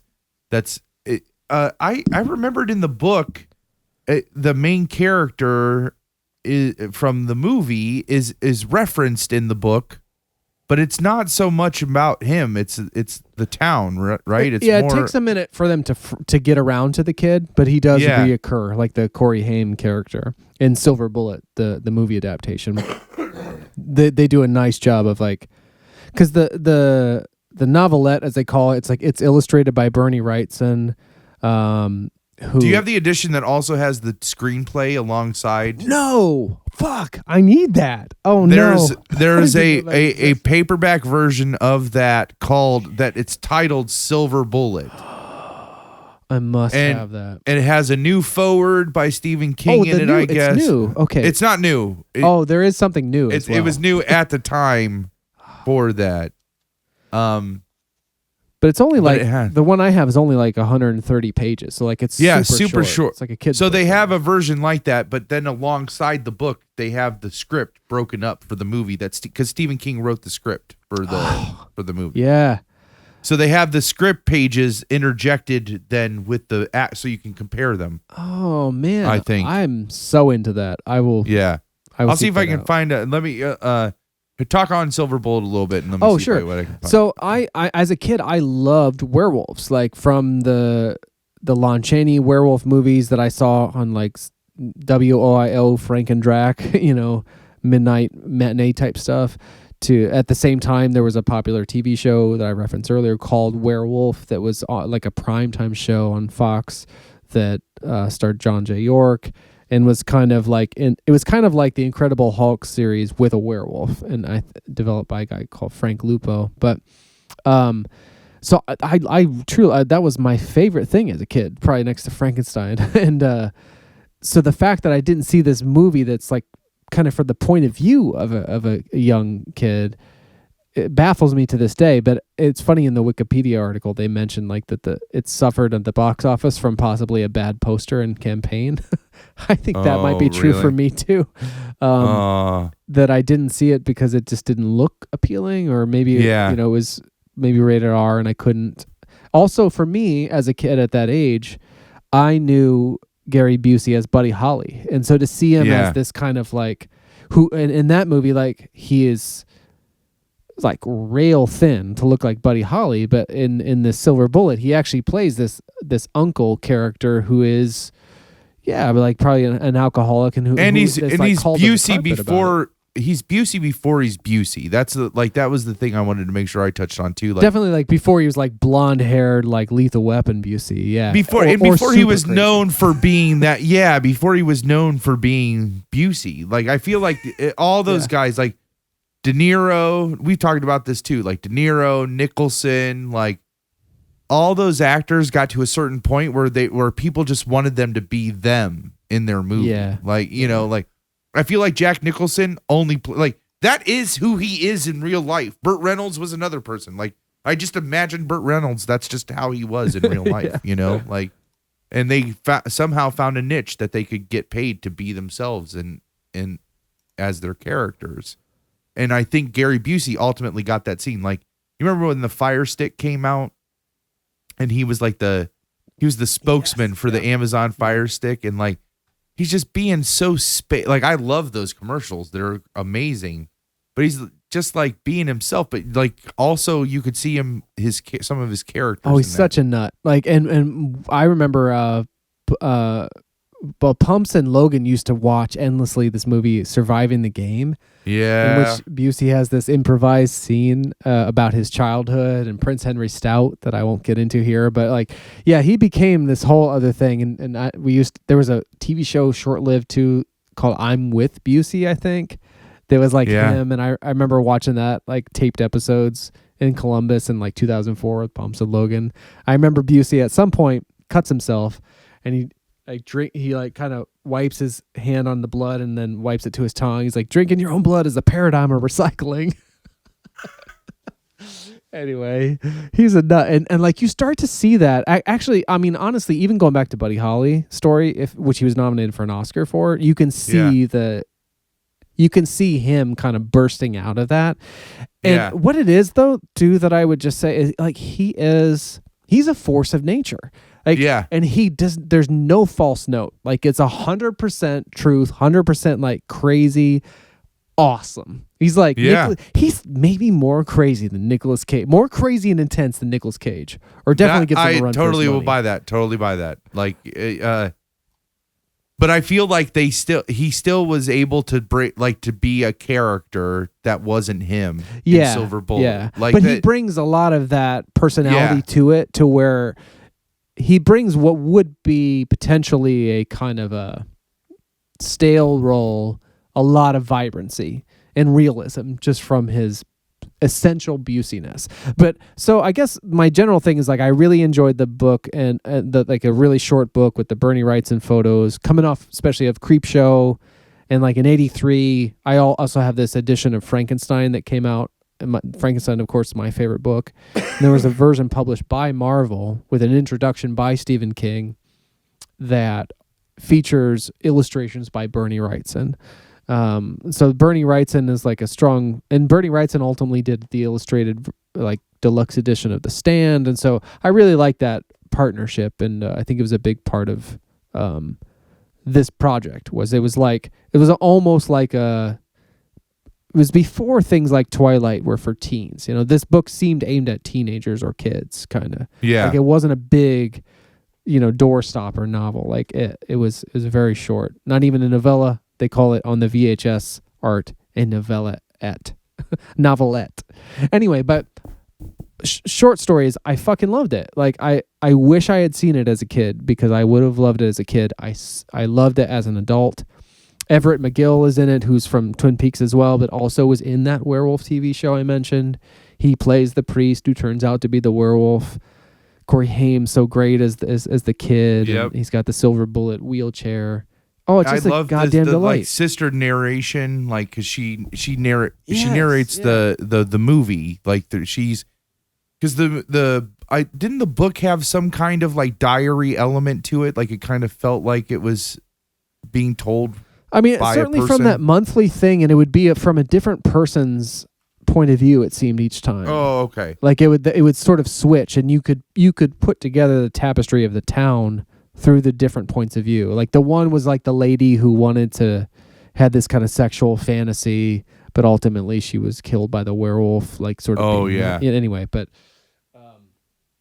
I sent a link to this. I'll read you what the cover of this says. You can find this though. I would go on eBay and get it. I would not get it from the link that I just sent you.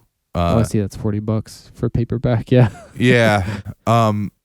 But it here's what it says on the picture. It says include Stephen King's terrifying masterpiece CYCLE of the Werewolf and his complete silver bullet screenplay and a new foreword by the author. Nice. Oh, I'm into it. It still has the Bernie. What's that guy's Bernie last Wrightson? name? Yeah. Wrightson. It still has his illustrations plus 8 pages of dramatic movie photos. Oh, Busey. Busey's like all bloated and stuff. I think that was literally a barrier to me as a kid, but seeing it now, like it's actually a real important part of the character, and like a character sort of attack that his sister, the kid's mother, levels at him at some point. Yeah, Yep. I really liked it. And now it's just to kind of wrap this up, I guess. 1983 is a kind of a pretty big year in Stephen King's, output. So that year, the books Christine, CYCLE of the Werewolf, and Pet Sematary come out, as well as the films for Cujo, The Dead Zone, and Christine. Oh man. So is this? That's pretty, like the year of Stephen King. That's like the 2019. Yeah, there was one or two other years that kind of came close, and one of them is kind of more recently. Yeah. One of them was around that time, but yeah, I don't know. So I'm glad. Yeah, thanks for giving me a chance to kind of throw all that out there, because I've seen this stuff, watched it or whatever a few months ago. Yeah, well, and it clears the plate so that when the next time Stephen King comes up, we don't have to like try to shoehorn that in. Yeah, So. yeah.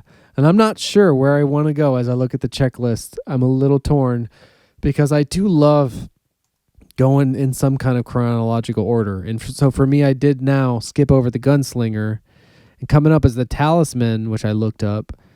That's tied to the Dark Tower series. Yeah, I saw Right. that. And I was like, oh, interesting. And then things like Eye of the Dragon. And then I want to read stuff like The Mist, which I know also appears in Skeleton Crew, which is after Eyes of the Dragon. Yeah. So I don't know. I'll leave it as a mystery right now. I'm a little reticent to jump into the Dark Tower at Halloween season, just because it doesn't seem like a Halloween-y type book. if such a thing Neither could be is said. the Talisman or Thinner is right around there too. Thinner is pretty good. That could be a little Halloween-y. Yeah, we'll see. But it continues to be a very enriching experience. And it's so cool that for me, jumping into this stuff of like reading stuff from 30 years ago, to have both the kind of parody or whatever, the fact that like when you came to visit, you were, because now you're through the whole chronology, but the idea, the very fact, just that like it's insane that I have a friend who would hit me with Bobcat out of nowhere from this little scene special, to have also been going through the Stephen King chronology at that time, to now it being like this major part of the cultural zeitgeist in 2019. Yeah. What are the fucking odds? So it's been really fun. Awesome. I'm glad, man. And like, you're getting great adaptations for his work now. So I'm really excited for Dr. Sleep. I think that's going to be, I like that it is, that's November that comes out. Yeah. So it's promising that they didn't put that out for horror movie season, right? They probably didn't want to. It's not dumped in like February. Yeah. And it didn't get dumped in February. And the scary part is that we only have that teaser so far, right? Like that's a month out and we only have a teaser and that's it. It's either very promising or not. Well, the details of that book are very Unshining-esque, you know, like yes, with the steam and all of that. So I wonder if they're kind of saving the traveling for that. band of what do they call those? What do they call themselves? The knot. Yeah. So there's really only characters. Danny and Dick Halloran and Annie Torrance are the like 3 characters from The Shining. And the location. That's it. You know.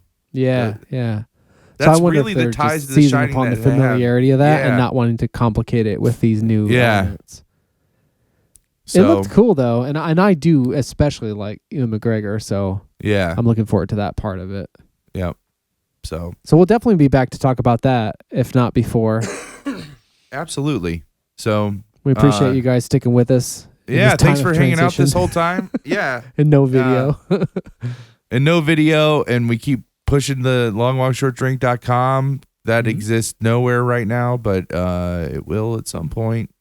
Pinball, man. Every time I would get close, I'd like do something else with pinball. That too. I mean, I would be just as happy to see like a live Palmer pinball feed or whatever. Oh yeah, any of that. So, all right. Well, we've pushed it a couple times, but head to audibletrial.com/LWSD. Get your free audiobook on us. There was a ton of Stephen King that you can pick from. Definitely do it. That Steven Weber thing is amazing. Or if you're in a self-help or like self-improvement type vibe, you can get an audiobook of Well-Being as Value Fulfillment, How We Can Help Each Other Live Well by Valerie Tiberius. Though not by her. But in any event, yeah. And that's a pretty short book too. So there's that. Head to our YouTube page, youtube.com/longwalkshortdrink. You can see any of the videos that we reference here. Head over to Twitter and follow us at LWSD Pod. Other than that, I think that's about it. That's tons. Thanks buddy. This was yeah. Jinx. Thanks, Long Walkers. You guys have a good night. Have fun. Be happy. Fucking A. Great advice. Yeah. Awesome. All right. Cheers, everybody. Yeah, we'll talk to you soon. Be well, my friend. Yeah, you too.